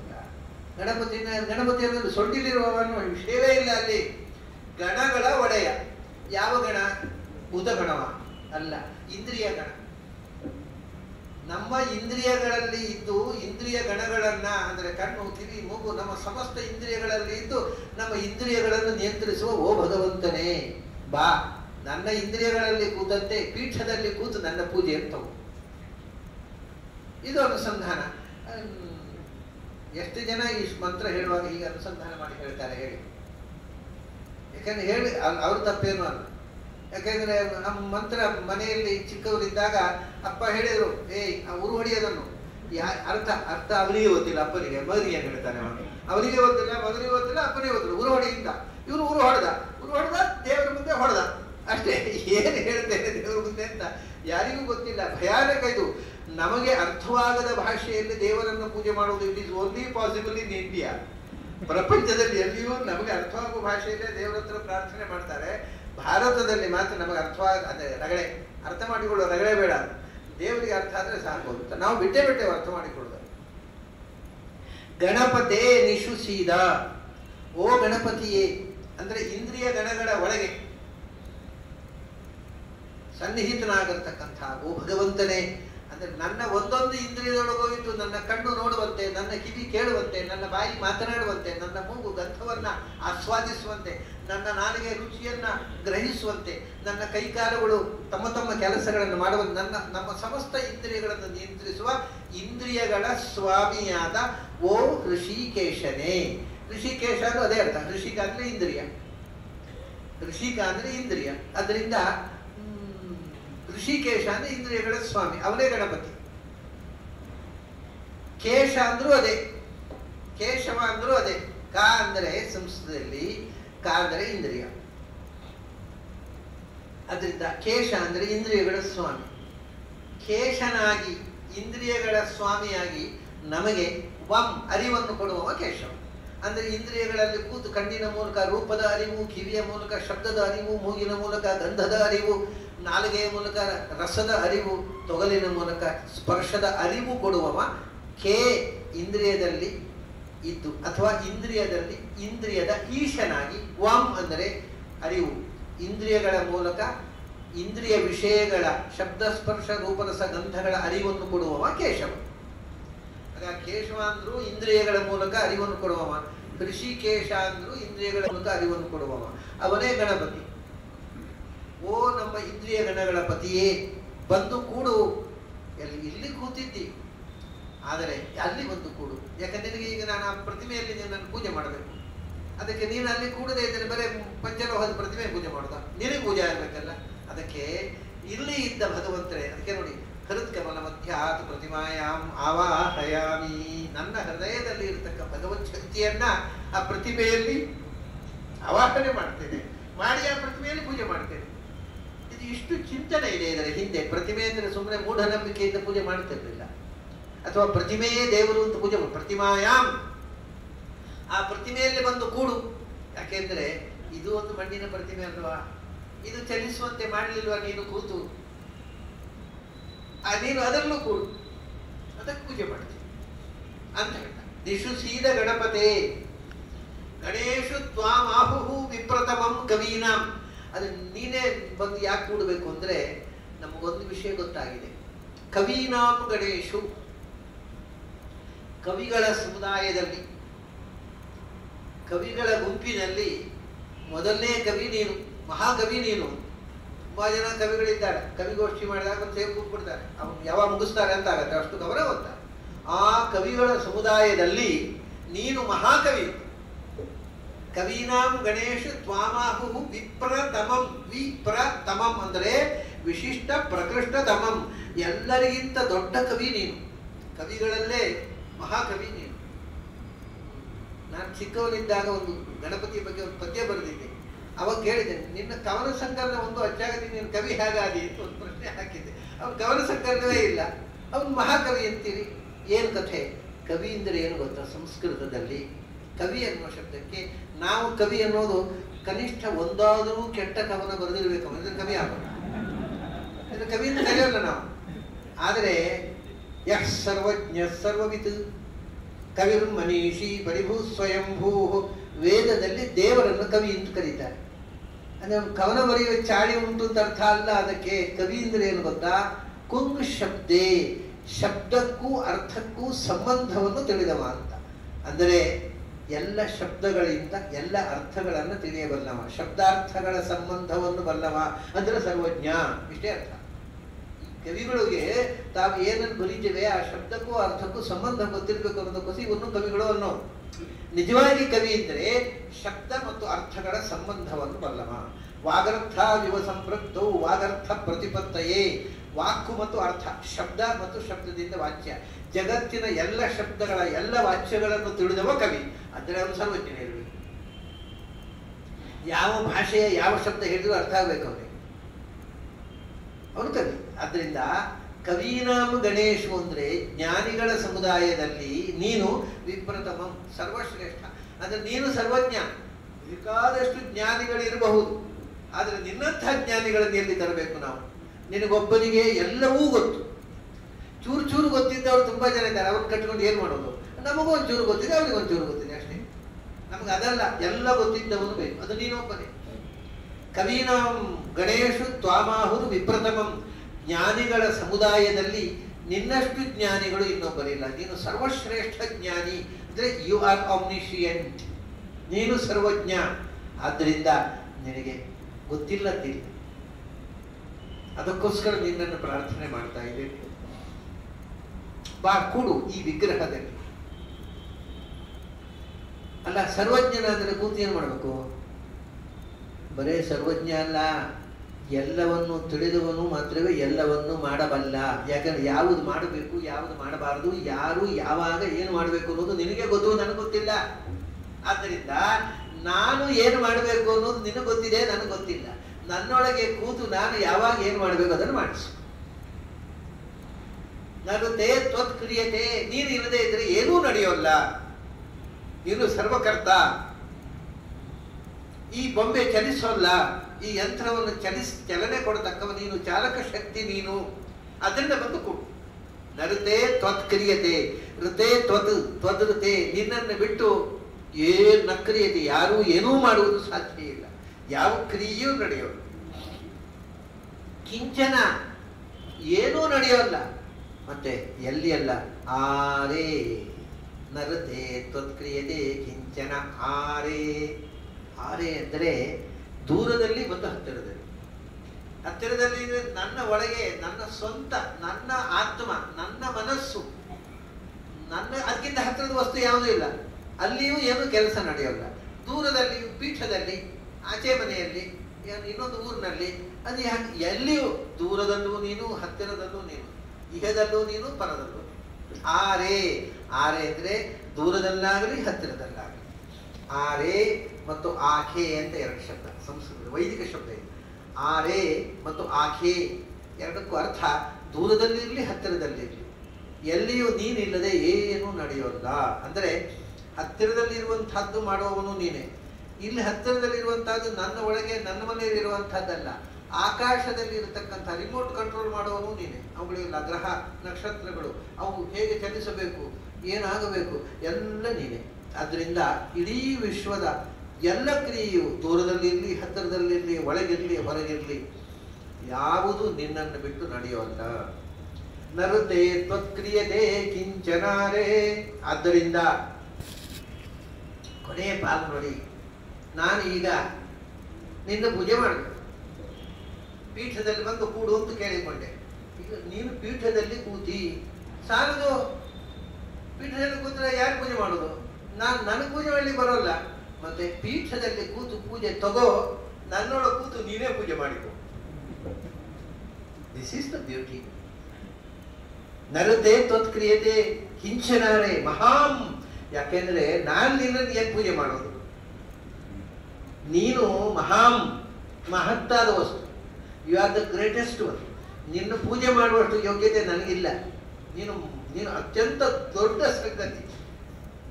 ನಿನ್ನ ಎದುರು ನಿಲ್ಲೋ ಹುಳ ಕೂಡ ಅಲ್ಲ ನಾನು. ನಿನಗೇನು ಪೂಜೆ ಮಾಡೋದು? ನೀನು ಮಹತ್ತಾದ ವಸ್ತು. ಮತ್ತೆ ಅರ್ಕಂ, ಅರ್ಕಂ ಅಂದರೆ ಎಲ್ಲರೂ ಪೂಜಿಸಬೇಕಾದ ವಸ್ತು ಅಂತ ಅರ್ಥ. ಅರ್ಚನೀಯತ್ವಾದ ಅರ್ಕ ಅಂತ. ಮತ್ತು ಅರಂಕಂ, ಪರಿಪೂರ್ಣ ಆನಂದ ಸ್ವರೂಪ. ನಿನಗೆ ನನ್ನ ಪೂಜೆಯಿಂದ ಏನಾಗಬೇಕು? ನಾನು ಪೂಜೆ, ಆಮೇಲೆ ಶುದ್ಧೋದಕ ಸ್ನಾನ ಸಮರ್ಪಯಾಮಿ, ಮಂಗಳ ನೀರಾಜನ ಸಮರ್ಪಯಾಮಿ, ಫಲಗುಡ ಕ್ಷೀರಾದಿ ಮಹಾನೈವೇದ್ಯಂ ಸಮರ್ಪಯಾಮಿ. ನನ್ನ ಫಲಗುಡ ಕ್ಷೀರ ತಗೊಂಡು ನಿನಗೇನಾಗಬೇಕಾಗಿದೆ? ನಾನು ಶುದ್ಧೋದಕ ಸ್ನಾನ ಮಾಡಿ ನಿನ್ನ ಮೈ ಕ್ಲೀನ್ ಆಗಬೇಕಾ? ಏನೂ ಆಗಬೇಕಾಗಿಲ್ಲ. ಯಾಕೆಂದರೆ ನೀನು ಅರಕ, ಅರಂಕಂ, ಪೂರ್ಣ ಆನಂದ ಸ್ವರೂಪ. ನಿನಗೆ ನಾನು ಏನೋ ಹಣ್ಣು ಹಾಲು ಇಟ್ಟು ಹೊಟ್ಟೆ ತುಂಬಬೇಕಾಗಿಲ್ಲ. ನೀನು ನಿತ್ಯಾನಂದ. ನಿನಗೆ ಹಸಿವು ಬಾಯಾರಿಕೆಗಳು ಕಾಡೋಲ್ಲ. ಅದನ್ನು ನಾನು ಏನು ಮಾಡಿಯೇನು? ನಾನು ಸಮರ್ಪಣೆ ಮಾಡಿದ್ದೇನು ಉಪಯೋಗ, ನಾನು ಪೂಜೆ ಮಾಡಿದ್ದೇನು ಉಪಯೋಗ, ನನಗೆ ಏನು ತಾಕತ್ತಿದೆ? ನೀನು ಒಂದು ಚಿತ್ರ ಆದ್ರೂ ಕೂಡ, ನೀನು ಮಹತ್ತಾದ ವಸ್ತು, ನೀನು ಅರ್ಕ, ಎಲ್ಲರೂ ಪೂಜಿಸಬೇಕಾದ ವಸ್ತು ಅಷ್ಟೇ ಅಲ್ಲ, ನೀನು ಒಂದು ಚಿತ್ರ. ಅಂದರೆ you are a wonderful thing. ನೀನು ಏನು ಅಂದರೆ ನೀನು ಏನು ಅಂತ ನಮಗೆ ಅರ್ಥವಾಗದ ವಿಸ್ಮಯ ಅಷ್ಟೇ. ದೇವರು ಅಂದ್ರೆ ಏನು, ಅದೊಂದು ವಿಸ್ಮಯ. ಏನು ಅಂತ ಹೇಳಲಿಕ್ಕಾಗದ ವಿಸ್ಮಯ, ಅದೊಂದು ಅದ್ಭುತ. ಎಲ್ಲರೂ ದೇವರು ಅಂದ್ರೆ ಏನು ಅಂತ ಹೇಳಲಿಕ್ಕೆ ಹೋದವರೆಲ್ಲ ಸೋತಿದ್ದಾರೆ, ಹೇಳಲಿಕ್ಕಾಗದೆ. ಅದರಿಂದ ಏನು ಎಂತು ಅಂತ ಹೇಳಲಿಕ್ಕಾಗದ ಒಂದು ವಿಸ್ಮಯ. ಚಿತ್ರಂ. ಚಿತ್ರಂ ಯಾಕೆ ವಿಸ್ಮಯ ಅಂದರೆ ನೀನು ಇಡೀ ನಿನ್ನ ಸ್ವರೂಪವೇ ಚಿತ್ರ. ಚಿತ್ರ ಅಂದರೆ ಚಿತ್ ಅಂದರೆ ಜ್ಞಾನ, ರಮ್ ಅಂದರೆ ಆನಂದ. ನೀನು ಜ್ಞಾನಾನಂದಗಳ ಕಡಲು. ಅದು ಹೇಗೆ ಅರ್ಥ ಆಗಬೇಕು ನಮಗೆ? ನಮ್ದು ಒಂದು ಹನಿ ಜ್ಞಾನ, ಒಂದು ಹನಿ ಆನಂದ. ನೀನು ಕಡಲು. ಹನಿಗೆ ಕಡಲು ಹೇಗೆ ಅರ್ಥ ಆಗಬೇಕು ಎಂದೂ ಅರ್ಥ ಆಗುವುದು ಸಾಧ್ಯ ಇಲ್ಲ. ಒಂದು ಮನೆ, ಆ ಮನೆಯಲ್ಲಿ ಇಟ್ಟಿಗೆಗಳನ್ನು ಇಟ್ಟು ಬೆರೆಸಿ ಮನೆ ಕಟ್ಟಿದ್ದೇವೆ.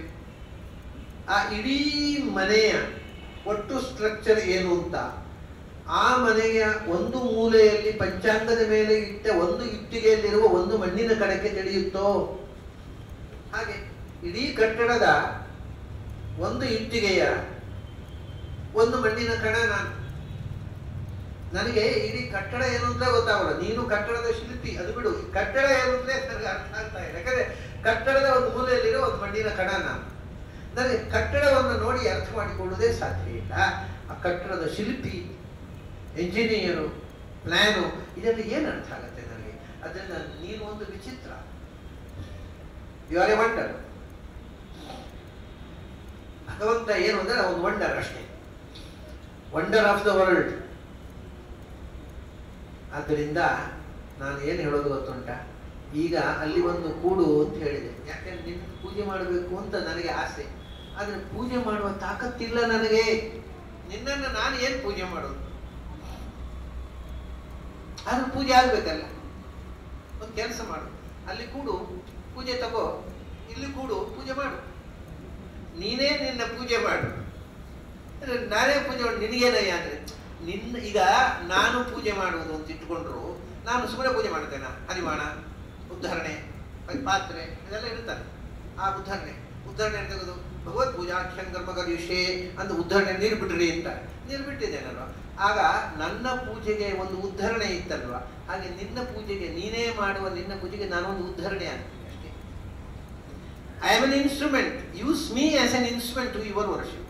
ನಿನ್ನ ಪೂಜೆಗೆ ನನ್ನನ್ನು ಒಂದು ಇನ್ಸ್ಟ್ರೂಮೆಂಟ್ ಆಗಿ ಬಳಸುವ, ಅದು ಭಾಗ್ಯ ನನ್ನದು ಅಷ್ಟೇ. ಇದು ಆ ಮಂತ್ರದ ಅರ್ಥ. ಹೀಗೆ ಪೂಜೆಯನ್ನು ಹೇಳುವ ಎಲ್ಲ ಮಂತ್ರಕ್ಕೂ ಹೀಗೆ ವಿಚಿತ್ರವಾದ ಅರ್ಥ ಇದೆ. ಒಂದು ಮಂತ್ರಕ್ಕೆ ನಮಗೆ ಒಂದು ದಿವಸ ಅರ್ಥ ಆಗಲಿಲ್ಲ, ಒಂದು ದಿವಸ ಹೇಳಿದ್ರೆ ಇಡೀ ಪೂಜೆಯ ಮಂತ್ರದ ಅರ್ಥ ತಿಳಿದು ಬಿಟ್ರೆ ಏನು ಆನಂದ ಅಲ್ವ ಪೂಜೆ. ನಿಶುಸೀದ ಗಣಪತೆ ಗಣೇಶು ತ್ವಾಮಾಹುರು ವಿಪ್ರತಮಂ ಕವೀನಾಂ ನರುತೆ ತ್ವತ್ಕ್ರಿಯತೆ ಕಿಂಚನ. ಹಾಗಾಗಿ ಭಗವಂತ ಯಾಕಿದ್ದಾನೆ ಒಳಗೆ ಅಂದರೆ ಅವನಿಲ್ಲದೆ ಇದ್ರೆ ಈ ದೇಹ ಚಲಿಸೋಲ್ಲ. ಜೀವ ಕೂತದ್ರಿಂದ ಚಲಿಸೋದಲ್ಲ, ಅವನು ಕೂತು ಚಾಲನೆ ಕೊಟ್ಟ ಚಲಿಸಿದ್ದು. ಅವನು ಹೊರಟು ಹೋದರೆ ಜೀವ ಇದ್ದು ನಿಂತು ಹೋಗುತ್ತೆ. ಆದ್ದರಿಂದ ಈ ದೇಹದ ಎಲ್ಲ ವ್ಯಾಪಾರಗಳು ನಡೀಬೇಕು ಅಂತ ನೀನು ಒಳಗೆ ಕೂತಿದ್ದಿ ಅಂತ. ಇನ್ನೊಂದು ಇದನ್ನು ಎರಡು ಸಮಸ್ಯೆಗಳಿವೆ. ಒಂದಾಯ್ತು, ದೇವರು ಯಾಕೆ ಕೂತಿದ್ದಾನೆ ಅಂತ. ದೇವರು ಕೂತು ಮಾಡಬಾರ್ದ ಕೆಲಸ ಯಾಕೆ ಮಾಡ್ತಾನೆ ಅಂತ ಇನ್ನೊಂದು ಪ್ರಶ್ನೆ. ಅವನೇ ಮಾಡಿಸೋದಲ್ವಾ ಇಲ್ಲ? ಇದು ದೊಡ್ಡ ಪ್ರಶ್ನೆ. ಈಗ ಆ ದೇವರಿಗೆ ತಲೆ ನೆಟ್ಟಗಿಲ್ವಾ? ಕೆಟ್ಟ ಕೆಲಸ ಯಾಕೆ ಮಾಡಿಸೋದು ನಮ್ಮ ಹತ್ರ? ನಾನು ಪಾಪ ನನಗೆ ಕೆಟ್ಟ ಕೆಲಸ ಮಾಡಿದ್ರೆ ಪಾಪ, ನರಕಕ್ಕೆ ಹೋಗ್ತೀಯ ಅಂತಾರೆ. ಯಾರು ಮಾಡಿದ್ದು? ದೇವರಲ್ವಾ? ನಾನು ಮಾಡಿದ್ದೇನೆ. ನಾನು ಮಾಡ್ಲಿಕ್ಕೆ ಆಗುದಿಲ್ಲ ಅಂತ ನೀವೇ ಹೇಳಿದ್ರಿ. ಈಗ ಮತ್ತೆ ದೇವರು ಮಾಡಿದ್ದು, ಅವರೇ ಹೋಗ್ಲಿ ನರಕಕ್ಕೆ, ನಾನು ಯಾಕೆ ಹೋಗ್ಬೇಕು? ಇದು ಮಾಡರ್ನ್ ಥಿಂಕರ್ಸ್ ಮಾಡತಕ್ಕ ಭಾರಿ ಲಾಜಿಕ್. ನಾವು ಎಷ್ಟು ದೊಡ್ಡರು ಅಂತ ಈ ಪ್ರಶ್ನೆ ಮಾಡೋರಿಗೆ ಗೊತ್ತಿರೋದಿಲ್ಲ. ನಾವು ಮಹಾಬುದ್ಧಿವಂತರು ಅಂತ ತಿಳ್ಕೊಂಡು ಈ ಪ್ರಶ್ನೆ ಮಾಡ್ತಾರೆ. ನಮ್ಮ ಜನ ಥಿಂಕಿಂಗ್ ಕೆಪಾಸಿಟಿ ಕಳ್ಕೊಂಡಿದ್ದಾರೆ. ಇಷ್ಟು ವಿಚಿತ್ರ. ದೇವರು ಮಾಡಿದ್ದಲ್ವಾ, ಅವನೇ ನರಕಕ್ಕೆ ಹೋಗ್ಬೇಕು, ನಾ ಯಾಕೆ ಹೋಗ್ಬೇಕು ಅಂತ. ಈಗ ಒಂದು ವಿಷಯ ಏನು ಗೊತ್ತುಂಟ, ಇದರ ಅರ್ಥ ಏನು? ಯಾರು ಮಾಡಿದರೂ ಅವರಿಗೆ ಫಲ ಸಿಗ್ಬೇಕು ಅಂತಲ್ವಾ? ಎಲ್ಲಿಯೂ ಇಲ್ಲ ಲೋಕದಲ್ಲಿ ಹಾಗೆ ಕ್ರಮ. ಯಾರು ಮಾಡಿದ್ರು ಅವ್ರಿಗೆ ಫಲ ಅಲ್ಲ. ಮತ್ತೆ ಯಾರಿಗೋಸ್ಕರ ಮಾಡಿದ್ದು ಅವ್ರಿಗೆ ಫಲ. ಈ ಸಿಂಪಲ್ ಸಂಗತಿಯೇ ಗೊತ್ತಿಲ್ಲ ಜನರಿಗೆ. ಇಷ್ಟೆಲ್ಲ ಲಾಜಿಕ್ ಮಾತಾಡ್ತಾವಲ್ಲ ಪೆದ್ದುಗಳು. ಮತ್ತೆ ಯಾರು ಮಾಡಿದ್ರು ಅವ್ರಿಗೆ ಫಲ ಎಲ್ಲಿಯೂ ಇಲ್ಲ. ಮತ್ತೆ ಯಾರಿಗೋಸ್ಕರ ಮಾಡಿದ್ದು ಅವರಿಗೂ ಫಲ. ಈಗ ನೋಡಿ, ಪುರೋಹಿತರನ್ನು ಕರಿತೀವಿ ಮನೆಗೆ. ಏನೋ ಪುರೋಹಿತರೇ ಒಂದು ಗಣಹೋಮ ಆಗುದು, ಇನ್ನೊಂದು ಏನೋ ಒಂದು ಹೋಮ ಹವನ ಮಾಡಿಸ್ತೇವೆ. ಯಾಕ್ರಿ ಮಾಡಿಸೋದು? ಯಾರು ಮಾಡಿದಾರೆ ಅವ್ರಿಗೆ ಫಲ ಅಲ್ವಾ? ಹೋಮ ಮಾಡಿಸಿದ್ವಿ, ಫಲ ಅವರಿಗೆ, ನೀವು ಯಾಕೆ ಮಾಡಿಸೋದು? ಸುಮ್ಮನೆ ಕೊಡ್ಬಾರ್ದ? ಪುರೋಹಿತರು ಮಾಡಿದ್ದು ಪುರೋಹಿತರಿಗಲ್ವ ಫಲ, ನಿಮ್ಗೇನು? ಅದೇ ನನಗೋಸ್ಕರ ಮಾಡಿದ್ದು. ಓಹೋ, ಅಲ್ಲಿ ಗೊತ್ತುಂಟು ನಿಮ್ಗೆ ವಿಷಯ. ನನಗೋಸ್ಕರ ಮಾಡಿದ್ರೆ ಫಲ ನನಗೆ, ಪುರೋಹಿತರಿಗಲ್ಲ. ಮತ್ತೆ ದೇವರು ನಿಮಗೋಸ್ಕರ ಮಾಡಿದ್ರೆ ದೇವರಿಗೆ ಫಲ ಆಗುದು ಹೇಗೆ? ಇಷ್ಟು ಕಾಮನ್ ಸೆನ್ಸ್ ಬೇಡುವ ಪ್ರಶ್ನೆ ಮಾಡುವವರಿಗೆ ಎಷ್ಟು ಪೆದ್ದುಗಳು ಈ ಜನ. ಯಾರಿಗೋಸ್ಕರ ಮಾಡೋದು ಅವರಿಗೆ ಫಲ ಅಂತ ಗೊತ್ತಿದೆ. ಯಾಕಂದ್ರೆ ಪುರೋಹಿತನ ಕರೆದು ಮಾಡಿಸ್ತೇವೆ, ಅದು ಪುರೋಹಿತರು ಹೇಗೆ? ನಾನು ಅವ್ರಿಗೆ ದಕ್ಷಿಣ ಕೊಡ್ಲಿಲ್ಲ. ಓಹೋ, ಅಷ್ಟು ಲಾಜಿಕ್ ಗೊತ್ತಿದೆ. ನಾನು ಅವ್ರು ಪುರೋಹಿತರು ಮಾಡಿದ್ರೆ ಏನು, ನಾನು ಅದರ ಫಲ ನಾನು ಅವ್ರಿಗೆ ದಕ್ಷಿಣ ಕೊಟ್ಟು ಫಲ ತಗೊಂಡಿದ್ದೇನೆ ಅಂತ. ಹಾಗಾದ್ರೆ ನಮಗೋಸ್ಕರ ಪುರೋಹಿತರು ಮಾಡುವುದು, ಆದ್ರಿಂದ ಅದರ ಫಲ ನಮಗೆ. ಕೆಲವು ಗ್ರಹಚಾರ ಉಂಟು, ಅದಕ್ಕೆ ಏನು ಇಷ್ಟು ಜಪ ಆಗ್ಬೇಕು, ತ್ರಿಯಂಬಕ ಮಂತ್ರ ಜಪ ಆಗ್ಬೇಕು. ಯಾಕಂದ್ರೆ ಮೃತ್ಯು ಯೋಗ ಇದೆ, ತ್ರಿಯಂಬಕ ಮಂತ್ರ ಜಪ. ಪುರೋಹಿತರೆ ಜಪ ಮಾಡಿಬಿಟ್ರಿ, ಅವ್ರು ಬದುಕೋದ ಇವನ? ಯಾರು ಬದುಕಬೇಕಾದ್ರೆ ಇವ್ನು ಬದುಕಬೇಕು, ಪುರೋಹಿತರೆ ಮಾಡಿಬಿಟ್ರಿ. ಅರೆ ಅವ್ರು ಬದುಕಲಿಕ್ಕೆ ಮಾಡೋದು, ಅವ್ರಿಗೂ ಬದುಕಲಿಕ್ಕೆ. ಯಾಕಂದ್ರೆ ದಕ್ಷಿಣದಿಂದ ಅವ್ರ ಜೀವನ ಹೋಗ್ಬೇಕು ಅಂತ ಬೇರೆ. ಅವರು ಬದುಕ್ತಾರೆ, ಆದ್ರೆ ಇವನು ತ್ರಿಯಂಬಕ ಜಪ ಮಾಡಿಸಿ ಇವ್ರು ಬದುಕಬೇಕು ಅಂತಲ್ವ. ಗ್ರಹಚಾರ ಶಾಂತಿಯಾಗಿ ಆಗಬೇಕು. ಸ್ವಯಂವರ ಪಾರ್ವತಿ ಮಂತ್ರ ಯೋಗಿಸರು ಹೇಳ್ತಾರೆ, ಆ ಹುಡುಗಿಗೆ ಮದುವೆ ಆಗಲಿಲ್ವಾ, ಮದುವೆ ಆಗ ವಯಸ್ಸು, ಹಾಗಾದ್ರೆ ಸ್ವಯಂವರ ಪಾರ್ವತಿ ಮಂತ್ರ ಜಪ ಮಾಡಿಸಿ. ಸರಿ, ಪುರೋಹಿತರೆ ಸ್ವಯಂವರ ಪಾರ್ವತಿ ಮಂತ್ರ ಜಪ ಮಾಡಿ, ಯಾರು ಅವ್ರಿಗೆ ಮದುವೆ ಈ ಹುಡುಗಿ ಮದುವೆ ಆಗ್ಬೇಕಾದ್ರೆ ಹುಡುಗಿ ಅಲ್ವಾ, ಪುರೋಹಿತರು ಜಪ ಮಾಡಿದ್ದು ಸ್ವಯಂವರ ಪಾರ್ವತಿ. ಅಂದರೆ ಹಾಗಾದ್ರೆ ಎಲ್ಲ ಕಡೆ ಕಾಮನ್ ಸೆನ್ಸ್. ನಾನು ಹೇಳುದು, ನಮ್ಮಲ್ಲಿ ಥಿಂಕಿಂಗ್ಗೆ ಹೊರಟು ಹೋಗಿ ಅಂತ ಚಿಂತನೆ ಇಲ್ಲ. ಲಾಜಿಕ್ ಮಾಡುವವರು ಪೆದ್ದುತನ ಬೆಳೆಸ್ಕೊಂಡಿದೆ. ಯಾರಿಗೋಸ್ಕರ ಮಾಡ್ತಾರೋ, ಯಾರೇ ಆಗಲಿ ಯಾರಿಗೋಸ್ಕರ ಮಾಡೋದು ಅವರಿಗೆ ಫಲ, ಹೊರತು ಯಾರು ಮಾಡ್ತಾರೋ ಅವರಿಗೆ ಅಲ್ಲ. ಇಷ್ಟು ಕಾಮನ್ ಸಮ ತಿಳ್ಕೊಂಡ್ಬಿಟ್ರೆ ದೇವರಿಗೆ ಆಗದಿರೋ ಪ್ರಶ್ನೆ ಬರಲ್ಲ. ಯಾಕೆಂದ್ರೆ ದೇವರು ಅವರಿಗೋಸ್ಕರ ಮಾಡಿದ್ದಲ್ಲ, ನಮಗೋಸ್ಕರ ಮಾಡಿ. ಅದು ಹೋಗ್ಲಿ, ನಮಗೋಸ್ಕರ ಮಾಡ್ಲಿಕ್ಕೆ ಯಾರು ಹೇಳಿದಾರೆ? ಅವನ ಹತ್ರ ನಮ್ಮ ಹತ್ರ ಪಾಪ ಮಾಡಿಸ್ಬೇಕು, ಅವ್ರು ಯಾಕೆ ಮಾಡಬೇಕು? ನಾವು ಪಾಪ ಮಾಡಲಿಲ್ಲ, ನಮ್ಮ ಹತ್ರ ಪಾಪ ಮಾಡಿಸಿ ನಮ್ಮ ನರಕ ಕಳಿಸೋದು ಯಾಕೆ? ಅವನಿಗೆ ಏನು ಸೇಡು ನಮ್ಮ ಮೇಲೆ? ನಮ್ದು ಮುಗಿಲಿಲ್ಲ ಪ್ರಶ್ನೆ. ಅವ್ನು ನಮ್ಮ ಹತ್ರ ಪಾಪ ಯಾಕೆ? ಅವನು ಮಾಡಿಸಿದ, ಅವನೇ ಮಾಡಿಸಿದ, ನಮಗೋಸ್ಕರ ನಾವೇನು ಪಾಪ ಮಾಡಿಸೋದು ನಾವು ರಿಕ್ವೆಸ್ಟ್ ಮಾಡಿದ್ದೇವ? ಅಪ್ಲಿಕೇಶನ್ ಹಾಕಿದ್ದೇವ? ಯಾಕೆ ಮಾಡಿಸಿದ? ಅದಕ್ಕೆ ಹೇಳಿದ್ದು, ನಮಗೆ ಏನು ಮಾಡಬೇಕು ಏನು ಮಾಡಬಾರ್ದು ಅಂತ ಗೊತ್ತಿಲ್ಲ, ಅವನು ಮಾಡಲಿ ಅಂತ. ಅವನು ಯಾಕೆ ಪಾಪ ಮಾಡಬೇಕು? ಯಾಕೆ ನಮ್ಮ ಹತ್ರ ಕೆಟ್ಟ ಕೆಲಸ ಮಾಡಿಸ್ಬೇಕು ಅಂದರೆ ಅದೊಂದು ವಿಷಯ ಅಲ್ವ. ಈಗ ಮನೆಯಲ್ಲಿ ಮಕ್ಕಳು ಶಾಲೆಗೆ ಹೋಗ್ಲಿಕ್ಕೆ ಹೋಗೋಲ್ಲ, ನಾನು ಶಾಲೆಗೆ ಹೋಗೋಲ್ಲ ಅಂತ ಹಠ ಮಾಡುತ್ತೆ ಅಂತ ಇಟ್ಕೊಳ್ಳಿ ಮಗು. ಆಗ ತಾಯಿ ಶಾಲೆಗೆ ಹೋಗದೇ ಇದ್ರೆ ಬೆನ್ನು ಪುಡಿ ಮಾಡ್ತೇನೆ ಅಂತಾರೆ. ಒಂದು ಸರ್ತಿ ಮುದ್ದು ಮಾಡಿ ಚಾಕ್ಲೇಟ್ ಕೊಡ್ತೇನೆ, ಬೆಲ್ಲ ಕೊಡ್ತೇನೆ, ಏನೋ ಮಾಡಿ. ಇಲ್ಲಾಂದ್ರೆ ನೀನು ಇವತ್ತು ಶಾಲೆಗೆ ಹೋದ್ರೆ ನೀನು ಬೆನ್ನು ಪುಡಿ ಮಾಡ್ತೇನೆ ಬೆತ್ತ ತಂದು ಹೆದರಿಸ್ತಾಳೆ. ಅದು ಹೆದರಿ ಹೋಗುತ್ತೆ ಶಾಲೆಗೆ. ಅವಾಗ ಕಷ್ಟ ಕೊಡ್ತಾಳೆ ಈ ತಾಯಿ, ಕೆಟ್ಟವಳು ಅನ್ನುತ್ತೆ ಮಗು. ಏನು ಮಗುವಿನ ಭಾವನೆ, ಈ ತಾಯಿ ತುಂಬಾ ಕೆಟ್ಟವಳು, ಭಾರಿ ಉಪದ್ರ ಕೊಡ್ತಾಳೆ, ನನಗೆ ಶಾಲೆ ಮನಸ್ಸಿಲ್ಲ, ಅವಳಿಗೆ ಹೋಗದೆ ಇದ್ರೆ ಅವಳು ಗಂಟು ಹೋಗೋದು, ಸುಮ್ಮನೆ ಜೋರು ಮಾಡಿ ಶಾಲೆಗೆ ಕಳಿಸ್ತಾಳೆ. ಸ್ವಲ್ಪ ದೊಡ್ಡದಾದ ಮೇಲೆ ಅಯ್ಯೋ ಎಂಥ ಕರುಣಾಮಯಿ ನನ್ನ ತಾಯಿ, ನನಗೆ ಮನಸ್ಸಿಲ್ಲದಿದ್ದರೂ ಜೋರು ಮಾಡಿ ಕಳಿಸಿದ್ರು, ಇವತ್ತು ಜಾಣ ಆದೆ, ಅವತ್ತು ನಾನು ಹೋಗಲ್ಲ ಅಂದಾಗ ನಿನ್ನ ಖುಷಿ ಬಿಟ್ಟಿದ್ರೆ ಹೆಡ್ಡೆ ಆಗಿಬಿಡ್ತಿದ್ದೆ ಅಂತ ದೊಡ್ಡದಾದ ಮೇಲೆ ತಾಯಿ ಕೊಟ್ಟ ಶಿಕ್ಷೆ ಅದು ಎಂಥ ಕರುಣೆ ಅಂತ ಗೊತ್ತಾಗ. ಹಾಗೆಯೇ ದೇವರು ನಮಗೆ ಶಿಕ್ಷೆ ಕೊಡ್ತಾನೆ, ಪನಿಷ್ಮೆಂಟ್, ಪಾಪ ಮಾಡಿಸೋದು, ದುಃಖ. ಯಾಕೆಂದ್ರೆ ಇಟ್ಸ್ ಎ ಟ್ರೈನಿಂಗ್. ಅದು ತಾಯಿ ಕೊಡುವ ಶಿಕ್ಷೆ ಹಾಗೆ, ಅದರ ಹಿಂದೆ ಕಾರುಣ್ಯ ಇದೆ. ಅದರಿಂದ ಜೀವ ಮಾಗುತ್ತೆ, ಅನುಭವದಿಂದ ಪಕ್ವ ಆಗುತ್ತೆ. ಈ ಜೀವ ಮಾಗಬೇಕು, ಪಕ್ವ ಆಗಬೇಕು, ಸತ್ಯದ ಕಡೆ ಹೋಗ್ಬೇಕು. ಅದಕ್ಕೆ ಅಲ್ಲಲ್ಲೇ ಒಂದೊಂದು ಇಂಜೆಕ್ಷನ್ ಕೊಟ್ಟ ಹಾಗೆ, ಡಾಕ್ಟರ್ ಇಂಜೆಕ್ಷನ್ ಕೊಟ್ಟರೆ ನೋವಾಗುತ್ತೆ, ಕಹಿ ಮದ್ದು ಕೊಟ್ಟರೆ ಅದು ಕೊಡಬಾರದು ಅಂದ್ರೆ ಆಗಲಿ, ಮತ್ತೆ ಗುಣ ಆಗುತ್ತೆ ಅಂದ್ರೆ ಕಹಿ ಮದ್ದು ತಗೋಬೇಕು, ಇಂಜೆಕ್ಷನ್ ತಗೋಬೇಕು. ಇದೂ ಆಗಲಿಲ್ಲ ಅಂದ್ರೆ ಆಪರೇಷನ್ ಮಾಡಿಸ್ಬೇಕು. ಅದು ಆಪರೇಷನ್ ಮಾಡಿದ್ರೆ ಏನೋ ಎನೆಸ್ಥಿಸಿಯಾ ಕೊಡ್ತಾರೆ, ಬೋಧ ತಪ್ಪಿ ಹೋಗುತ್ತೆ, ಮತ್ತೆ ಬಾರದಿದ್ರೆ ಏನ್ ಮಾಡೋದು? ಬಾರದಿದ್ರೆ ಬಂದ್ರೆ ಬರುತ್ತೆ, ಏನ್ ಮಾಡೋದು? ಹಾಗೆ ಯಾವುದನ್ನು ಹೇಗೆ ಟ್ರೀಟ್ ಮಾಡಬೇಕು ಅನ್ನೋದು ದೇವರಿಗೆ ಗೊತ್ತು. ಅವನು ಆಪರೇಷನ್ ಮಾಡ್ಬೇಕಾದ್ರೆ ಆಪರೇಷನ್ ಮಾಡ್ತಾನೆ, ಕಷಾಯ ಕೊಡ್ಬೇಕಾದ್ರೆ ಕಷಾಯ ಕೊಡ್ತಾನೆ, ತಿಳಿಸ್ಕೊಡ್ಬೇಕು, ಕ್ಯಾಪ್ಸೂಲ್ ಏನು ಮಾಡಬೇಕು, ಯಾವ ಥರದ ಟ್ರೈನಿಂಗ್ ಕೊಡಬೇಕು ಅನ್ನೋದು ನಮಗೆ ಗೊತ್ತಿಲ್ಲ, ಅವನಿಗೆ ಗೊತ್ತಿದೆ, ಅವನು ಕೊಡ್ತಾನೆ. ಅಷ್ಟೇ. ಅದು ಕೆಲವೊಮ್ಮೆ ಕಹಿ ಮದ್ದು ಕೊಡಬೇಕಾಗುತ್ತೆ, ಕೆಲವೊಮ್ಮೆ ಬೈಬೇಕಾಗುತ್ತೆ, ಕೆಲವೊಮ್ಮೆ ಹೊಡಿಬೇಕಾಗುತ್ತೆ ತಂದೆ ತಾಯಿದ್ರು. ಹಾಗೆ ಭಗವಂತನು ನಮಗೆ ಸಣ್ಣ ಪೆಟ್ಟು ಕೊಡ್ತಾನೆ, ಅದನ್ನು ನಮ್ಮ ಕೈ ತಪ್ಪು ಮಾಡಿಸಿ ಪಾಠ ಕಲಿಸಿಕೊಡ್ತಾನೆ. ಅದು ಎಲ್ಲವೂ ನಮ್ಮನ್ನು ತಿದ್ದುವ ಉದ್ದೇಶದಿಂದ ಇರುತ್ತೆ ನಮ್ಮ ಮೇಲೆ. ಅದರಿಂದ ಯಾವಾಗಲೂ ಅವನು ಯಾಕೆ ಹಾಗೆ ಮಾಡೋದು ಅಂತ ಕೇಳೋದು ಯಾವಾಗ ಗೊತ್ತುಂಟಾ? ಈಗ ತಂದೆ ತಾಯಿ ಹೊಡೆದ್ರೆ ಯಾಕೆ ಅಪ್ಪ ಅಮ್ಮ ಹೊಡೆದ್ರು ಅಂತ ಕೇಳ್ತಾರೆ ಯಾರಾದ್ರು? ಮಗುವಿಗೆ ಎಲ್ಲೋ ಅನ್ಯಾಯ ಮಾಡಿರ್ಬೇಕು, ಬುದ್ಧಿ ಬರಲಿ ಅಂತ ಹೊಡೆದ್ರು ಅಂತ. ಅದೇ ರಸ್ತೆಗೆ ಹೋಗೋ ಯಾರಾದ್ರು ಹೊಡೆದ್ರೆ ಕೇಸ್ ಮಾಡ್ಬೋದು. ತಂದೆ ತಾಯಿ ಮೇಲೆ ಕೇಸ್ ಮಾಡ್ಲಿಕ್ಕಾಗತ್ತಾ? ಮಗ ಕೇಸ್ ಮಾಡೋದು, ಪೊಲೀಸ್ ಸ್ಟೇಷನ್ ಹೋಗಿ ನಮ್ದೊಂದು ಕಂಪ್ಲೇಂಟ್ ಬೇಕು, ನನ್ನ ಅಮ್ಮನ ಮೇಲೆ ಒಂದು ಕಂಪ್ಲೇಂಟ್, ನನಗೆ ಹೊಡೆದಿದ್ದಾಳೆ, ಅರೆಸ್ಟ್ ಮಾಡಿ. ಯಾರು ಕೇಳೋಲ್ಲ. ಯಾಕೆಂದ್ರೆ ತಂದೆ ತಾಯಿ ಹೊಡೆದ್ರೆ ಅದರ ಹಿಂದೆ ಏನೋ ಒಂದು ಒಳ್ಳೆಯ ಉದ್ದೇಶ ಇದೆ, ದ್ವೇಷದಿಂದ ಹೊಡೆಯೋಲ್ಲ. ಇದು ಪ್ರೂವ್ಡ್ ಅಲ್ವಾ? ಅದೇ ಜಗತ್ತಿನ ತಂದೆ ದ್ವೇಷದಿಂದ ಹೊಡಿತಾನ? ಅಷ್ಟು ಗೊತ್ತಿರ್ಬೇಕು. ಅದೊಂದು ಪ್ರಶ್ನೆ ಯಾಕೆ ಮಾಡಬೇಕು? ನಮ್ಮಲ್ಲಿ ಏನೋ ತಪ್ಪಿದೆ, ತಿದ್ಲಿಕ್ಕೋಸ್ಕರ ಒಂದು ಪನಿಷ್ಮೆಂಟ್ ಕೊಟ್ಟ, ಅದನ್ನ ತಿದ್ಕೋಬೇಕು ಹೊರತು ಅವ್ನು ಯಾಕೆ ಹೊಡೆದ, ದೇವರ ಮೇಲೆ ಕೆಲಸ ಅಲ್ವಾ ಅಂತ ಕೇಳೋದಲ್ಲ. ಆದ್ದರಿಂದ ಪ್ರತಿಯೊಬ್ಬರ ಒಳಗೆ ಅವನ ಜೀವದ ಬೆಳವಣಿಗೆಗೆ ಏನೇನು ಆಗಬೇಕು, ಅವನ ಜೀವದಲ್ಲಿಯೇ ಅವನದ್ದೇ ಆದ ಕರ್ಮಗಳ ಒಂದು ಮೂಟೆ ಇದೆ. ಅದು ದೇವರು ಕೊಟ್ಟದ್ದಲ್ಲ, ಜೀವ ಸ್ವರೂಪದಲ್ಲೇ ಒಂದು ಕರ್ಮ. ಇಂಥ ಕರ್ಮಗಳನ್ನು ಈ ಜೀವ ಮಾಡಬೇಕು ಅನ್ನೋದು ಜೀವದ ಸ್ವಭಾವದಲ್ಲಿ ಅಂಟಿಕೊಂಡಿದೆ.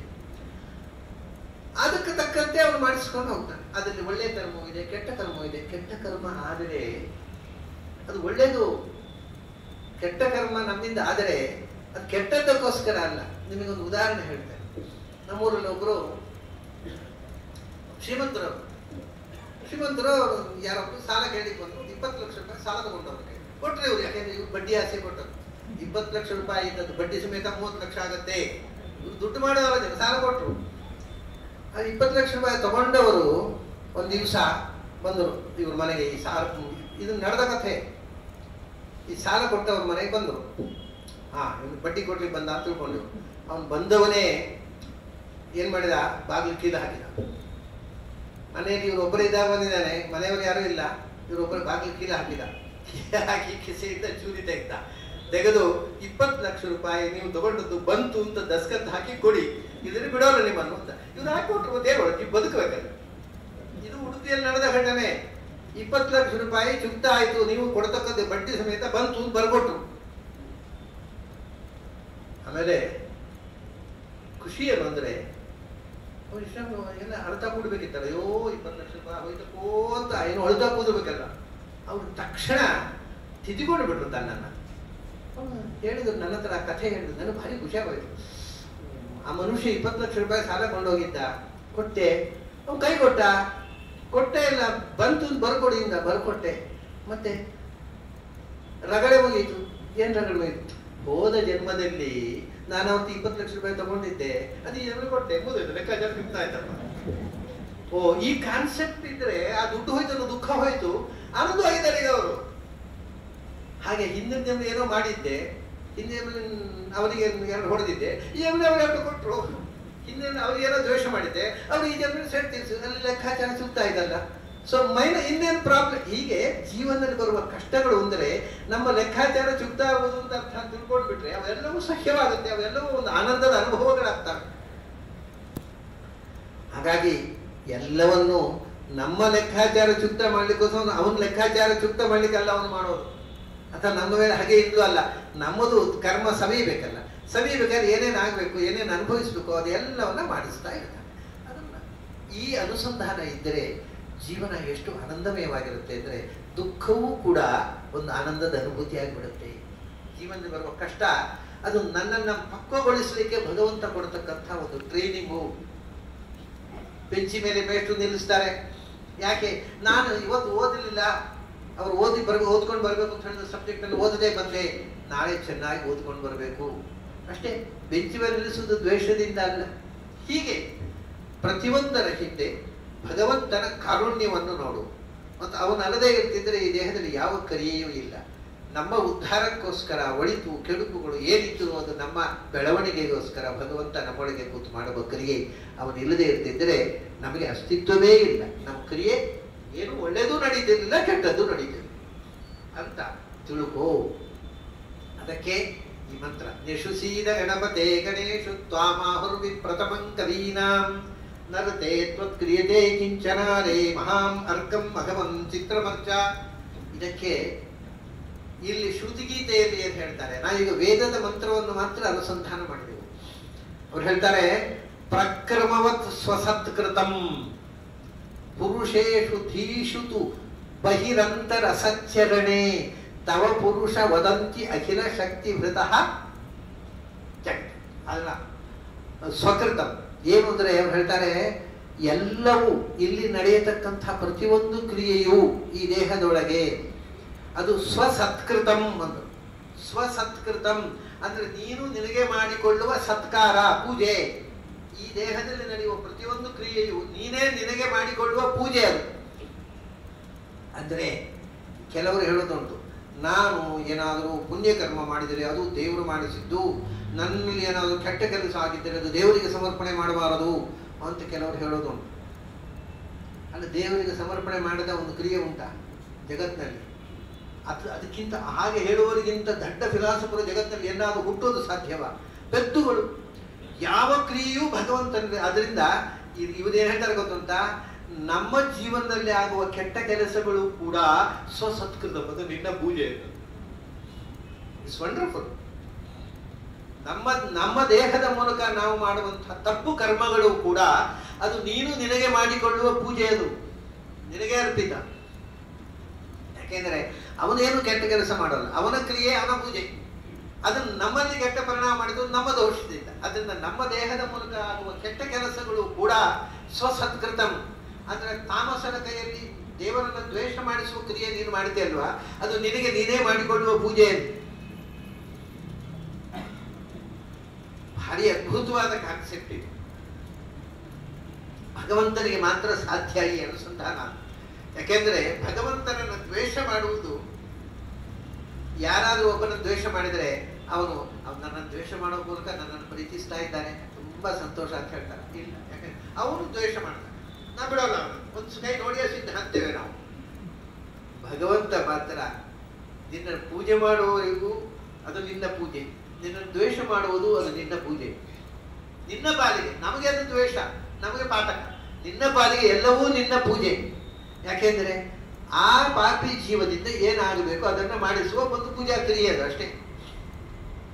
ಸ್ವಸತ್ಕೃತಂ, ಅದು ನಿನ್ನ ಸತ್ಕಾರ, ನೀನು ನಿನಗೆ ಮಾಡಿಕೊಳ್ಳು. ಅದೇ ನಮ್ಮ ಚಿತ್ರ ಮರ್ಚ, ನಿನ್ನ ಪೂಜೆ ನೀನೇ ಮಾಡಿಕೋ. ಪ್ರತಿಯೊಂದು ದೇಹದೊಳಗೆ ಕೂತು ಅವನು ಮಾಡುವ ಒಳ್ಳೆಯ ಕೆಲಸದ ಮೂಲಕ ನಿನ್ನ ಪೂಜೆ ನಡೀತಾ ಇದೆ, ಅವನು ಮಾಡುವ ಕೆಟ್ಟ ಕೆಲಸ ಮೂಲಕ ನಿನ್ನದೇ ಪೂಜೆ ನಡೀತು. ಆದರೆ ಒಂದೇ ಥರ ಅಲ್ಲ ಸತ್ಕಾರ, ಪ್ರಕ್ರಮವತ್ತು ಅಂದರೆ ಪ್ರತ್ಯೇಕವಾಗಿ ಒಬ್ಬೊಬ್ಬರಲ್ಲೂ ಒಂದೊಂದು ಕ್ರಮದ ಪೂಜೆ. ಕೆಲವರಲ್ಲಿ ಒಳ್ಳೆಯ ಪೂಜೆ, ಕೆಲವರಲ್ಲಿ ಕೆಟ್ಟ ಪೂಜೆ. ಅದು ಕೂಡ ಲಕ್ಷ್ಮಿಯಾದಿಗಳಲ್ಲಿ ಬ್ರಹ್ಮಾದಿಗಳಲ್ಲಿ ಮಹಾಪೂಜೆ. ನಮ್ಮಲ್ಲೆಲ್ಲ ಅವಾಂತರ ಪೂಜೆ, ಸಣ್ಣ ಸಣ್ಣ ಪೂಜೆಗಳು, ಚಿಕ್ಕ ಚಿಕ್ಕ ಪೂಜೆಗಳು ಎಲ್ಲ ಇರ್ತಾರೆ. ದೇವಸ್ಥಾನದ ಬೋರ್ಡು 5 ರೂಪಾಯಿಗೆ ಒಂದು ಪೂಜೆ, 50 ಕರ್ಪೂರ ಆರತಿ, ಕುಂಕುಮ ಆರತಿ, ಆಮೇಲೆ 100 ರೂಪಾಯಿ ಕೊಟ್ಟರೆ ಒಂದು ನಾಮಾವಳಿ, 1000 ರೂಪಾಯಿ ಕೊಟ್ಟರೆ ಸಹಸ್ರನಾಮಾರ್ಚನೆ, 10,000 ರೂಪಾಯಿ ಕೊಟ್ಟರೆ ಮಹಾಪೂಜೆ, ರಥೋತ್ಸವ. ಹಾಗೆ ನಿನ್ನ ಪೂಜೆಯಲ್ಲಿ ಪ್ರಕ್ರಮವತ್ತು. There are orders, gradations are there. Mahalakshmi ಮಾಡತಕ್ಕ ಪೂಜೆ ಮಹಾಪೂಜೆ, ನಮ್ದೆಲ್ಲ ಚಿಕ್ಕ ಚಿಕ್ಕ ಪೂಜೆಗಳು ಇರ್ತಾರೆ. ಬ್ರಹ್ಮಾದಿಗಳು ಮಾಡ್ತಾರೆ ದೊಡ್ಡ ಪೂಜೆ, ನಮ್ದು ಕಿಂಚಿತ ಅಲ್ಪ ಪೂಜೆ. ಆದರೆ ಅಲ್ಪ ಪೂಜೆಯನ್ನು ನೀನೇ ಮಾಡಿಸ್ಬೇಕು, ಆ ಮಹಾಪೂಜೆಯನ್ನು ನೀನೇ ಮಾಡ್ಕೋಬೇಕು. ಬ್ರಹ್ಮಾದಿಗಳು ಮಾಡಲಾರು, ನಾವು ಮಾಡಲಾರು. ಪ್ರಕ್ರಮವತ್ತು. ಪ್ರತಿಯೊಂದು ಜೀವದೊಳಗೂ ಅದರದರ ಜೀವದ ಗತಿಗೆ ತಕ್ಕಂತೆ ಕ್ರಮಬದ್ಧವಾಗಿ ಗ್ರಡೇಷನ್ನ ಜೊತೆಗೆ ಪೂಜೆ ಮಾಡಿಸಿಕೊಳ್ತಾ ಇದ್ದಿ. ಅದು ಎಲ್ಲವೂ ಸ್ವಸತ್ಕೃತಂ, ಅದು ನೀನೇ ನಿನಗೆ ಮಾಡಿಕೊಂಡ ಪೂಜೆ. ಎಲ್ಲಿ ಕಿಂಚನ ಆರೇ ಅದಕ್ಕೆ ಹೇಳ್ತಾರೆ, ಪುರುಷೇಶು ಧೀಷು ತು ಬಹಿಹಿ ಅಂತಹ ಅಸಚ್ಚರಣೆ. ಪುರುಷೇಶು, ಎಲ್ಲಿ ಕೂತು ನೀನು ಪೂಜೆ ತಗೊಳ್ಳೋದು? ಪೂಜೆ ಮಾಡುವುದೆಲ್ಲಿ ನೀನು? ನಿನಗೆ ಪೂಜೆ ಪುರುಷೇಶು, ಪ್ರತಿಯೊಂದು ಜೀವದ ಒಳಗೆ. ಪುರುಷರು ಅಂದ್ರೆ ಗಂಡಸರು ಅಂತ ಅರ್ಥ ಅಲ್ಲ. ಹಾಗೆ ಅರ್ಥ ಮಾಡಿದರೆ ದೇವರು ಪೂಜೆ ಮಾಡೋದು ಗಂಡಸರೊಳಗೆ ಮಾತ್ರ, ನಾವೇನು ಮಾಡಿದ್ರು ತೊಂದರೆ ಇಲ್ಲ ಅಂತ ಹೆಂಗಸರಿಗೆ ಹೆಚ್ಚಿಸಬಾರದು. ಪುರುಷೇಶು ಅಂದ್ರೆ ಗಂಡಸರಲ್ಲಿ ಅನ್ನೋದು ತಪ್ಪು ಅರ್ಥ. ಪುರುಷೇಶು ಅಂದ್ರೆ ಪುರ ಅಂದ್ರೆ ಮನುಷ್ಯ ಶರೀರ, ಇದಕ್ಕೆ ಪುರ ಅಂತ ಹೆಸರು. ಪುರ ಅಂದ್ರೆ ನಿಜವಾದ ಅರ್ಥ ಪೂರ್ಣತೆಯನ್ನು ಹೊಂದಿದ ಶರೀರ ಅಂತ. Perfect body. ಪ್ರಾಣಿಗಳ ಶರೀರ ಇಂಪರ್ಫೆಕ್ಟ್. ಈ ದೇಹದಲ್ಲಿ ಎಲ್ಲ ಅವಯವಗಳು ಬುದ್ಧಿಯಿಂದ ಹಿಡಿದು ಸಮಸ್ತವೂ ಪೂರ್ಣ ಪ್ರಮಾಣದಲ್ಲಿ ಜಾಗೃತವಾಗಿರುವುದು ಈ ದೇಹದಲ್ಲಿ. ನೋಡಿ, ಪ್ರಾಣಿಗಳಿಗೆ ಕೈ ಇಲ್ಲ, ಪ್ರಾಣಿಗಳಿಗೆ ಬಾಯಿ ಇಲ್ಲ, ಪ್ರಾಣಿಗಳಿಗೆ ಮನಸ್ಸು ಬುದ್ಧಿ ಇಲ್ಲ, ಎಷ್ಟು ಇಂಪರ್ಫೆಕ್ಟ್. ನಮಗೆ ಎಲ್ಲ ಕೊಟ್ಟಿದ್ದಾನೆ. ಅದರಿಂದ ಪೂರ್ಣವಾದ ಶರೀರಕ್ಕೆ ಪುರ. ಅದು ಯಾವುದು ಅಂದರೆ ಮನುಷ್ಯ ಶರೀರ. ಅದರಲ್ಲಿಯೂ ಸಾಧನ ಶರೀರ. ಆ ಶರೀರದಲ್ಲಿ ಇರುವ ಜೀವ ಪುರುಷ. ಅದರಿಂದ ಮನುಷ್ಯ ಶರೀರದಲ್ಲಿ ಇರತಕ್ಕ ಜೀವ ಅಂತ ಅರ್ಥ. ಪುರುಷ ಅಂದ್ರೆ ಹೆಣ್ಣು ಆಗ್ಬೋದು ಗಂಡು ಆಗ್ಬೋದು, ಅದು ಪ್ರಶ್ನೆ ಇಲ್ಲ. ಪುರುಷೇಶು ಅಂದ್ರೆ ಮನುಷ್ಯ ಶರೀರ. ಯಾಕೆಂದ್ರೆ ಪ್ರಾಣಿ ಶರೀರದಲ್ಲಿ ಇದ್ದು ಅವನೇ ಮಾಡಿಸುವುದು. ಆದರೆ ಅದನ್ನು ಶಾಸ್ತ್ರ ಹೇಳೋದಿಲ್ಲ. ಅವರಿಗೆ ಯಾಕೆ ಗೊತ್ತುಂಟ? ಇದು ಅನುಸಂಧಾನಕ್ಕೋಸ್ಕರ ಇರೋದಲ್ವಾ. ಅವುಗಳಿಗೆ ಪಾಪ ಹೇಳಿದ್ರು ಪ್ರಾಣಿಗಳ ಶರೀರದಲ್ಲಿ ಭಗವಂತನೇ ಇರುವುದು ಅಂತ ಪ್ರಾಣಿಗಳು ಅನುಸಂಧಾನ ಮಾಡತಕ್ಕದ್ದು ಅಂತ ಆರ್ಡರ್ ಹೊಡಿಸಿದ್ರೆ ಆಗಲ್ಲ. ಅವ್ರಿಗೆ ಏನ್ ಗೊತ್ತಿದೆ ಪಾಪ. ಅದನ್ನ ಅವುಗಳ ವಿಷಯ ಬಿಟ್ಟು ಬಿಡೋಣ. ನಮ್ಮ ಶರೀರದಲ್ಲಿ ಇದು ಮಾಡ್ತಾನೆ ಅಂದ್ರೆ ನಮ್ಗೆ ಗೊತ್ತಿರ್ಬೇಕು. ಅದನ್ನ ಪುರುಷೇಶು. ಅದ್ರ ವಿಶೇಷವಾಗಿ ಸಾಧಕನ ಸಾಧನೆಗೆ ಸಂಬಂಧಪಟ್ಟ ಉಪಾಸನೆ ಇದೆ. ಅದನ್ನ ಪುರುಷೇಶು. ಪುರದಲ್ಲಿ ಸಾಧನ ಶರೀರದಲ್ಲಿ ಇದ್ದು. ಅದು ಎಲ್ಲಿ? ಪ್ರಾಣಿಗಳಿಗೆ ಬುದ್ಧಿ ಇರಲಿ ಧೀಶೂದ್ರು. ಮನುಷ್ಯದೀಯ ಶರೀರದಲ್ಲಿ ನಮ್ಮ ಬುದ್ಧಿಶಕ್ತಿಯಲ್ಲಿ ಕೂತು ಬುದ್ಧಿಯನ್ನು ಪ್ರೇರಣೆ ಮಾಡಿ ನಮ್ಮಿಂದ ಕೆಲಸ ಮಾಡಿಸ್ತೀಯಾ? ಎಲ್ಲೆಲ್ಲಿ ಕೆಲಸ ಮಾಡ್ತೀವಿ? ಆರೇ ಅದಕ್ಕೆ ಹೇಳಿದ್ರು ಬಹಿರಂತಹ, ಒಳಗೆ ಹೊರಗೆ ಎಲ್ಲ ಕಡೆ. ದೇಹದ ಒಳಗೆ ನಡೆಯುವ ಕ್ರಿಯೆಯೂ ನಿನ್ನದೆ, ಹೊರಗೆ ನಡೆಯುವ ಕ್ರಿಯೆಯೂ ನಿನ್ನದೆ. ಈ ಭೂಮಿಯ ಒಳಗೆ ನಡೆಯುವ ಕ್ರಿಯೆ ನಿನ್ನದೆ, ಭೂಮಿಯಿಂದ ಹೊರಗೆ ಬ್ರಹ್ಮಾಂಡದ ಒಳಗೆ ನಡೆಯುವ ಕ್ರಿಯೆಯೂ ನಿನ್ನದೆ, ಬ್ರಹ್ಮಾಂಡದ ಹೊರಗೆ ನಡೆಯುವ ಕ್ರಿಯೆಯೂ ನಿನ್ನದೆ. ಬಹಿರಂತಹ ಅಂದ್ರು. ಅದು ಭಾರಿ ವ್ಯಾಪಕ ಶಬ್ದ. ಆರೇ ಅನ್ನೋದಕ್ಕೆ ಅವರು ಒಳಗೂ ಹೊರಗು, ಬ್ರಹ್ಮಾಂಡದ ಒಳಗೂ ಬ್ರಹ್ಮಾಂಡದ ಹೊರಗು, ಇಡೀ ವಿಶ್ವದಲ್ಲಿ ನಡೆಯುವ ಸಮಸ್ತ ಕ್ರಿಯೆಗಳು ಅಲ್ಲ, ಒಳ್ಳೆ ಕ್ರಿಯೆ ಮಾತ್ರವಲ್ಲ, ಅಸಚ್ಚರಣೆ ಅಂದರು. ಇದು ಶ್ರುತಿಯಲ್ಲಿ ಇಲ್ಲದ ಶಬ್ದ. ಬೇಕು ಅಂತ ಅಸಚ್ಚರಣೆ ಅಂದ್ರೆ ಕೆಟ್ಟ ಕರ್ಮವನ್ನು ಮಾಡುವಂತಹ ಪಾಪಿಯಲ್ಲಿ ಕೂಡ ನೀನೇ ಕೂತು ಪೂಜೆ ಮಾಡ್ತಾ ಇದ್ದೀಯ. ಅಸಚ್ಚರಣ ಅಂದ್ರೆ ಅಸದಾಚಾರ. ಕೆಟ್ಟ ಕರ್ಮವನ್ನು ಮಾಡುವ ಪಾಪಿಯಲ್ಲಿ ಕೂಡ ಕೂತು ಅವನ ಮೂಲಕವೂ ನಿನ್ನ ಪೂಜೆ ಕೊಳ್ತಾ ಇದ್ದೆಲ್ಲಪ್ಪ. ಶ್ರುತಿಯಲ್ಲಿ ಶಬ್ದ ಇಲ್ಲ. ವ್ಯಾಸರು ಬೇಕು ಅಂತ ಶಬ್ದ ಹಾಕಿದ್ರು. ಯಾಕೆಂದ್ರೆ ಪೂಜೆಯಲ್ಲಿ ಒಳ್ಳೆ ಕೆಲಸ ಮಾತ್ರ ಅಲ್ಲ, ಸಮಸ್ತ ಕ್ರಿಯೆಯನ್ನು ಮಾಡಿಸುವ ನಾವು. ಯಾಕಂದ್ರೆ ದೂರದಲ್ಲಿ ಹತ್ತಿರದಲ್ಲಿ ಯಾವ ಕ್ರಿಯೆಯೂ ಅವನನ್ನು ಬಿಟ್ಟು ಆಗೋಲ್ಲ. ಅಂದರೆ ಒಳ್ಳೆ ಕ್ರಿಯೆ ಮಾತ್ರ ಆದರೆ ಅದಕ್ಕಿಂತ ಹೆಡ್ಡತನ ಇರ್ತದೆ. ಅದರಿಂದ ಬಹಿರಂತ ರಸಚರಣೆ ತವ ಪುರುಷ ವದಂತಿ ಅಖಿಲ ಶಕ್ತಿ ಧೃತಃ ಸ್ವಕೃತಂ. ಆದ್ದರಿಂದ ಹೇ ಪುರುಷ, ಪುರುಷ ಅನ್ನೋದು ಹೇಳಿ ನೋಡಿ. ಪುರದಲ್ಲಿ ಬಂದು ಕೂತವನೇ, ನನ್ನ ಇಂದ್ರಿಯ ಗಣಗಳಲ್ಲಿ ಕೂತು ನನ್ನ ದೇಹದೊಳಗೆ ಕೂತ ಓ ಭಗವಂತನೇ ತವ ವದಂತಿ. ಇದೆಲ್ಲವೂ ನಿನ್ನ ಪೂಜೆ ನೀನು ಮಾಡಿಕೊಡುವುದು ಅಂತ ಹೇಳ್ತಾರೆ ಶಾಸ್ತ್ರ ಬಲ್ಲವರು. ಆದ್ರಿಂದ ಸ್ವಕೃತಂ ವದಂತಿ. ಇದೆಲ್ಲವೂ ನೀನೇ ಮಾಡಿದ ನಿನ್ನ ಸತ್ಕಾರ. ನಾವು ನಿನಗೆ ಸತ್ಕಾರ ಮಾಡುವುದಲ್ಲ, ನಿನ್ನ ಸತ್ಕಾರವನ್ನು ನಮ್ಮ ಮೂಲಕ ನೀನೇ ಮಾಡಿಸಿಕೊಳ್ಳಿ ಅಂತ ಜ್ಞಾನಿಗಳು ಹೇಳ್ತಾರೆ. ಯಾಕಪ್ಪ ಅಂದ್ರೆ ಅಖಿಲ ಶಕ್ತಿ ಧೃತ, ಸಮಸ್ತ ಶಕ್ತಿಗಳ ಸನ್ನಿಧಾನ ನಿನ್ನಲ್ಲಿರುವುದು. ನಾವು ಅಶಕ್ತರು, ಪೂಜೆ ಮಾಡುವ ಶಕ್ತಿ ಇಲ್ಲದವರು. ನಾವೇನು ಪೂಜೆ ಮಾಡ್ತೇವೆ? ಏನಾದ್ರು ಮಾಡಬೇಕಾಗಿದ್ದರೆ ಈ ಬೊಂಬೆಯನ್ನು ನೀನಲ್ವ ಮಾಡಿಸ್ಬೇಕು. ನಾವು ಪ್ರತಿಬಿಂಬಗಳು. ಪ್ರತಿಬಿಂಬಕ್ಕೆ ಏನು ಶಕ್ತಿ ಇದೆ ರೀ? ಕನ್ನಡಿಯ ಒಳಗಿರತಕ್ಕ ಪ್ರತಿಬಿಂಬ ಹದ್ದಾಡಬೇಕಾದ್ರೆ ನಾವು ತಲೆ ಆಡಿಸ್ಬೇಕು. ಹಾಗೆ ನೀನು ತಲೆ ಆಡಿಸಿದ್ರೆ ನಮ್ಮ ತಲೆಯೂ ಅಲ್ಲಾಡುತ್ತೆ ಅಷ್ಟೇ. ನಾವು ಬರಿಯ ಪ್ರತಿಬಿಂಬಗಳು, ನೀನು ಬಿಂಬ ಸ್ವರೂಪ. ಎಲ್ಲ ಶಕ್ತಿ, ಎಲ್ಲ ಕ್ರಿಯೆ, ಎಲ್ಲ ಒಳಗೆ ನಡೆಯತಕ್ಕಂಥ ಪ್ರತಿಯೊಂದು ಕ್ರಿಯೆ ಅದು ಅಖಿಲ ಶಕ್ತಿಯ ಧಾರಕನಾದ ನಿನ್ನದು. ನಿನ್ನ ಮೂಲಕ ಈ ಕ್ರಿಯೆ ನಡೀತಾ ಇದೆ. ತವ ಪುರುಷ ವದಂತಿ ಅಖಿಲ ಶಕ್ತಿ ಧೃತ ಸುಕೃತಂ. ಅದರಿಂದ ನೀನು ನಿನ್ನ ಸತ್ಕಾರವನ್ನು ನಮ್ಮ ಮೂಲಕ, ನಾವು ಒಂದು ಇನ್ಸ್ಟ್ರೂಮೆಂಟ್. ಈ ಮಾತನ್ನ ಅರ್ಜುನನಿಗೆ ಕೃಷ್ಣ ಹೇಳಿದ್ದ ನೋಡಿ. ಅರ್ಜುನ ಯುದ್ಧಕ್ಕೆ ಬರುವಾಗ ತುಂಬಾ ಅಹಂಕಾರದಿಂದ ಬಂದಿದ್ದ. ನಾನು ಯುದ್ಧ ಮಾಡ್ತಾ ಇದ್ದೇನೆ, ನನ್ನ ಕೈಯಲ್ಲಿ ಯುದ್ಧ ಮಾಡುವವರು ಯಾರು ನೋಡಿ ಬಿಡ್ತೇನೆ. ರಥಂ ಸ್ಥಾಪಯ ಮೇ ಅಚ್ಯುತ. ಈ ರಥ ನಿಲ್ಲಿಸುವಲ್ಲಿ ಮಧ್ಯದಲ್ಲಿ ನನ್ನ ಹತ್ರ ಯುದ್ಧ ಮಾಡಿ. ಕೈರು ಮಯಾ ಸಹಯೋದ್ಧವ್ಯಂ.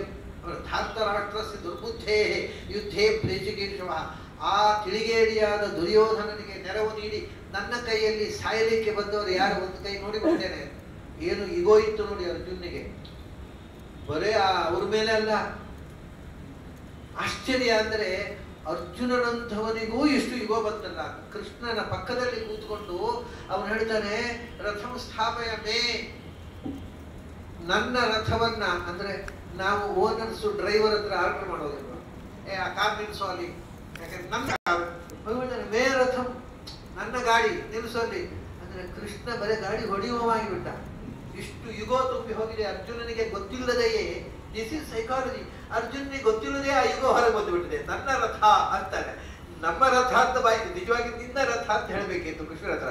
ಹೋಗ್ಕೊಳ್ಳಿ, ನಮ್ಮ ರಥ ಅಂತ ಅದೂ ಇಲ್ಲ, ನನ್ನ ರಥವನ್ನು ನಿಲ್ಲಿಸೋ, ಆದ್ರೆ ನೀನು ಡ್ರೈವರ್, ನಾನು ಅದು. ಈ ತರ ಮಾತಾಡ್ತಾನೆ ಅರ್ಜುನ. ಕೃಷ್ಣನಿಗೆ ಒಳಗಿದ್ದೊಳಗೆ ನಗೋ ನಗು. ಅದ್ರ ಒಮ್ಮೆಗೆ ನಕ್ಕು ಅವನ ಹೆಡ್ಡತನವನ್ನು ಎಕ್ಸ್ಪೋಸ್ ಮಾಡೋಲ್ಲ, ನಿಲ್ಲಿಸಿಬಿಡ್ತಾನೆ ರಥ. ಆಯ್ತಪ್ಪ, ರಥ ನಿಲ್ಲಿಸಿದೆ. ಇದೇ ಯುದ್ಧ ಪ್ರಾರಂಭದಲ್ಲಿ ಇದ್ದ ಈಗೋ ಯುದ್ಧ ಮುಕ್ತಾಯದಲ್ಲಿಯೂ 18ನೇ ದಿವಸ ಯುದ್ಧ ಮುಗಿದು ಶಿಬಿರಕ್ಕೆ ಹೋಗಿದ್ದಾನೆ. ಎಲ್ಲ ಯುದ್ಧ ಮುಗಿದು ಹೋಗಿದೆ, ಗೆದ್ದಾಗಿದೆ ಪಾಂಡವರು. 18ನೇ ದಿವಸ ಯುದ್ಧ ಮುಗಿದು ಹೋಗುವಾಗಲೂ ಇದೇ ಈಗೋ ಅರ್ಜುನ. ಏನು ಅಂದ್ರೆ ಹೋಗಿ ನಿಂತಿದ್ದಾರೆ. ಕೃಷ್ಣ ಹೇಳ್ತಾನೆ, ಏ ಇಳಿಯೋ. ನಾನು ಯಾಕೆ ಇಳಿಬೇಕು? ನೀನು ಇಳಿದು ಬಾಗಿಲು ತೆರೆದು ನಿಲ್ಲಬೇಕು ಹೊರಗೆ. ನೀನು ಡ್ರೈವರ್ ಅಲ್ವಾ, ನೀನು ಬಾಗಿಲು ತೆರೆದು ನಿಲ್ಲಬೇಕು, ನಾನು ಇಳಿಬೇಕು. ನೀನು ಇಳಿಯುತ್ತಾನೆ ಅರ್ಜುನ, ನಾನು ಓನರು, ನೀನು ಕೆಳಗೆ ಇಳಿದು ಬಾಗಿಲು ತೆರೆದು ನಿಲ್ಲಬೇಕಪ್ಪ, ಆಮೇಲೆ ಇಳಿತೇನೆ. ಆವಾಗ ಕೃಷ್ಣ ಹೇಳ್ತಾನೆ, ನಾನು ಇಳಿತಿದ್ದೆ, ಅದು ನಾನು ಇಳಿದ ಮೇಲೆ ಇಳಿಲಿಕ್ಕೆ ನೀನು ಇರೋಲ್ಲ, ಅದಕ್ಕೋಸ್ಕರ ಕೂತಿದ್ದೇನೆ, ಇಳಿ. ಹೀಗೆ ಇಂಚಿಂಚು ಅರಿವು ಕೊಟ್ಟು ಅರ್ಜುನನನ್ನು ತಿದ್ದುತ್ತಾನೆ. ಮಧ್ಯದಲ್ಲಿ ಒಂದು ಕಡೆ ಗೀತೆಯಲ್ಲಿ ಹೇಳ್ತಾರೆ, ಮಯೈವೈತೆ ನಿಹತ ಪೂರ್ವಮೇವ ನಿಮಿತ್ತ ಮಾತ್ರ ಭವಸಂಗ ಸಾಕ್ಷಿ. ಇವರನ್ನ ನೀನು ಕೊಲ್ತೇನೆ ಅಂತ ತಿಳ್ಕೋಬೇಡ, ನನ್ನಿಂದ ಸಾಯ್ತಾರೆ, ನಾನು ಕೊಲ್ತೇನೆ. ನೀನು ಕೊಲ್ತಾ ಇಲ್ಲ, ಯಾಕೆಂದ್ರೆ ನೀನು ಯುದ್ಧ ಮಾಡ್ತಾ ಇರೋದು ಹೆಣಗಳ ಜೊತೆಗೆ. ಅವರು ಸತ್ತಾಗಿದೆ, ನಾನು ಗೊತ್ತಾಗಿದೆ ಅಂತ. You are contact with dead bodies. ಅವರು ಹೆಣಗಳಯ್ಯ, ನಾನು ಕೊಂದಾಗಿದೆ. ಮಯೈವೈತೆ ನಿಹತಾಹ, ಮತ್ತೆ ನಾನು ಅವರನ್ನು ಸಾಯಿಸ್ತಾ ಇದ್ದೇನೆ. ನನಗೆ ಸಾಯಿಸಲಿಕ್ಕೆ ಒಂದು ಇನ್ಸ್ಟ್ರೂಮೆಂಟ್ ಬೇಕು. You are an instrument. ನಿಮಿತ್ತ ಮಾತ್ರ, ನೀನು ಕೊಲ್ತಾ ಇಲ್ಲ, ಮತ್ತೆ ನಾನು ಅವರನ್ನು ಕೊಲ್ತಾ ಇದ್ದೇನೆ, ನೀನು ಅದಕ್ಕೊಂದು ಇನ್ಸ್ಟ್ರೂಮೆಂಟ್ ಅಷ್ಟೇ. ಈಗೋ ಮಾಡಬೇಡ. ಯಾಕೆಂದ್ರೆ ಎಲ್ಲಾದ್ರೂ ನಿನ್ನ ಕೈಯಲ್ಲಿ ಗಾಂಡೀವ ಉಂಟಲ್ಲ, ಗಾಂಡೀವ ಎಲ್ಲರನ್ನು ಕೊಂದಿತ್ತು ಅಂತ ಹೇಳಿದ್ರೆ ನಿನ್ನ ಸಿಟ್ಟು ಬರುತ್ತಾ ಇಲ್ವಾ? ಏನ್ ಗಾಂಡೀವ ಕೊಡೋದಂತ, ನಾನು ಗಾಂಡೀವ ಕೊಟ್ಟು ನಾನು ಮಾಡಿಬಿಟ್ಟು, ಓಹೋ ನಿನ್ನ ಗಾಂಡೀವ ಕೊಂದದ್ದಲ್ಲ, ನಿನ್ನ ಕೈಯ ಗಾಂಡೀವ ನಿನ್ನ ಇನ್ಸ್ಟ್ರೂಮೆಂಟು, ನೀನು ನನ್ನ ಕೈಯ ಗಾಂಡೀವಯ್ಯ.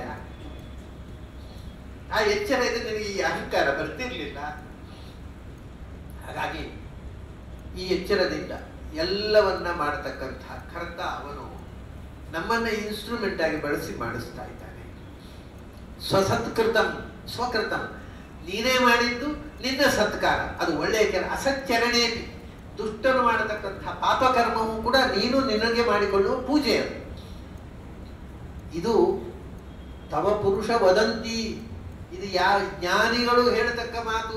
ಒಂದು ವದಂತಿ ತಂದು ಬಿಡ್ತಾರೆ ನೋಡಿ, ಇದು ಜ್ಞಾನಿಗಳು ಕಂಡುಕೊಂಡ ಸತ್ಯ. ಅಂಥ ಲೀಲೆ ನಿನ್ನದು ಅಂತ ರಮಾದೇವಿ ಲಕ್ಷ್ಮಿ ಪ್ರಳಯ ಕಾಲದಲ್ಲಿ ಭಗವಂತನನ್ನು ಸ್ತೋತ್ರ ಮಾಡ್ತಾ ಇದ್ರು ಅಂತಾರೆ ಭಾಗವತ ವ್ಯಾಸರು. ಅಂಥ ಅಪೂರ್ವವಾದ 2 ಮಂತ್ರದ ಚಿಂತನೆಯ ಜೊತೆಗೆ ಇವತ್ತಿನ ಭಾಗವತ ಚಿಂತನವನ್ನು ಮುಗಿಸೋಣ. ಮತ್ತೆ ಇನ್ನೊಂದು ಶ್ಲೋಕ ಶುರು ಮಾಡಿಬಿಟ್ರೆ ಇನ್ನೊಂದು ಗಂಟೆ ಆಗತ್ತೆ. ಬೇಡ, ಇನ್ನು 3ನೇ ಶ್ಲೋಕ. ಇವತ್ತು ಸ್ವಲ್ಪ ಇಂಪ್ರೂವ್ಮೆಂಟು. ಮೊನ್ನೆ 1ನೇ ಶ್ಲೋಕ, ಇವತ್ತು 2 ಶ್ಲೋಕ ಆಯಿತು. ಹಾಗೆ 2 ಶ್ಲೋಕ ಆದರೆ ಈ ಬಾರಿ ಸುಮಾರು. ಯಾಕೆಂದರೆ ಒಟ್ಟು ಈ ಶ್ರುತಿಗೀತೆ ಉಂಟಲ್ಲ, 27 ಮಂತ್ರಗಳಿವೆ, 27 ಶ್ರುತಿಗಳಿವೆ. ಇದೊಂಥರ ನಕ್ಷತ್ರ ಮಾಲ. 27 ನಕ್ಷತ್ರಗಳು, 27 ಪದ್ಯಗಳಿವೆ. 27 ಪದ್ಯಗಳಿಗೆ ಸಂಸ್ಕೃತದಲ್ಲಿ 27 ಪದ್ಯಗಳ ಒಂದು ಕಾಂಪೋಸಿಷನ್ಗೆ ಹೆಸರೇ ನಕ್ಷತ್ರ ಮಾಲ ಅಂತ. ಹಾಗೆ ಇವು ಭಗವಂತನ ಲೀಲಾ ನಕ್ಷತ್ರ ಮಾಲೆ, 27 ಪದ್ಯಗಳ ಒಂದು ಕಾಂಪೋಸಿಷನ್. ಅದರಲ್ಲಿ ಈಗ ನಾವು ಇವಾಗ ನೋಡಿ ಮುಗಿಸಿದ್ದು 7ನೇ ಪದ್ಯ, ಇನ್ನು 20 ಪದ್ಯ ಇದೆ. ಆದ್ದರಿಂದ 2 3 ಮಾಡಿದ್ರೆ ಎಲ್ಲರೂ ಮುಗಿಯುತ್ತಾರೆ, ಇದ್ರ ಪಕ್ಕ ಮುಗಿಯೋಲ್ಲ ಇದು. ಆದರೆ ಸುಮ್ಮನೆ ಮುಗಿದು ಮಂಗಳಾಗಿದೆ, ಕೊನೆ ದಿವಸ ಏನು ಚುರೋಟಿ ಇಲ್ಲ. ಮಂಗಳದಲ್ಲಿ ಕೆಲವರಿಗೆ ವಿಷಯ, ಕೆಲವರಿಗೆ ಚುರೋಟಿ. ಈಗ ಇದರಲ್ಲಿ ವಿಷಯವೇ ಮುಖ್ಯ. ಇಲ್ಲಿ ಚಿರೋಟಿ ಇಲ್ಲ, ಅದನ್ನು ವಿಷಯವೂ ಇಲ್ಲ, ಅದರಲ್ಲಿ ಚಿರೋಟಿ ಇಲ್ಲ, ವಿಷಯವೂ ಇಲ್ಲ ಅಂತ ಆಗುತ್ತೆ. ಅದರಿಂದ ಮಂಗಳ ಆಗದಿದ್ರೂ ತೊಂದರೆ ಇಲ್ಲ, ಹೆಚ್ಚು ವಿಷಯ ತಿಳ್ಕೊಳ್ಳೋಣ ಅನ್ನುವ ದೃಷ್ಟಿಯಿಂದ ಸ್ವಲ್ಪ ವಿಸ್ತಾರವಾಗಿ ಹೇಳ್ತಾ ಇದ್ದೇನೆ. ಆದರೂ ಯಥಾಶಕ್ತಿ ನಾಳೆಯೂ ಸಾಧ್ಯ ಆದರೆ 2 ಮಂತ್ರ ನೋಡಬಹುದು. ಆಗಲಿಲ್ಲ ಅಂದರೆ ಒಂದೇ, ಯಾವ ನಿರ್ಬಂಧವೂ ಇಲ್ಲ. ವಿಷಯ ಏನು ಅಂದರೆ ಇದು ನಮಗೆ ಗೊತ್ತಿದೆ, ಸ್ವಸತ್ಕೃತಂ ಸ್ವಕೃತಂ. ಅವನು ಒಳಗೆ ಕೂತು ನುಡಿಸ್ತಾ ಇದ್ದಾನೆ. ಎಷ್ಟು ನುಡಿಸ್ತಾನೆ ಅಂತ ನನಗೂ ಗೊತ್ತಿಲ್ಲ. ಅವನು 1 ಪದ್ಯ ಮಾಡಿಸಿದ್ರೆ 1, 2 ಮಾಡಿದರೆ 2 ಅಂತ ನನಗೆ ಅದರ ಬಗ್ಗೆ ಖಚಿತವಾಗಿ ಏನೂ ಗೊತ್ತಿಲ್ಲ, ಕೂತಾಗ ನನ್ನ ಯಾವ ತೀರ್ಮಾನವೂ ಇರೋದಿಲ್ಲ. ಅವನು ನುಡಿಸಿದಂತೆ ನುಡಿತಾ ಹೋಗೋದು, ಎಷ್ಟು ನುಡಿಸ್ತಾನೆ ಅವನಿಗೆ ಬಿಟ್ಟರು. ಹಾಗಾಗಿ ನಾಳೆ ಸೇರಿದಾಗ ಮುಂದಿನ ಭಾಗ ನೋಡೋಣ. ಅಲ್ಲಿ ತನಕ ನಿಮಗೆಲ್ಲ ಅಭಿನಂದನೆಗಳು.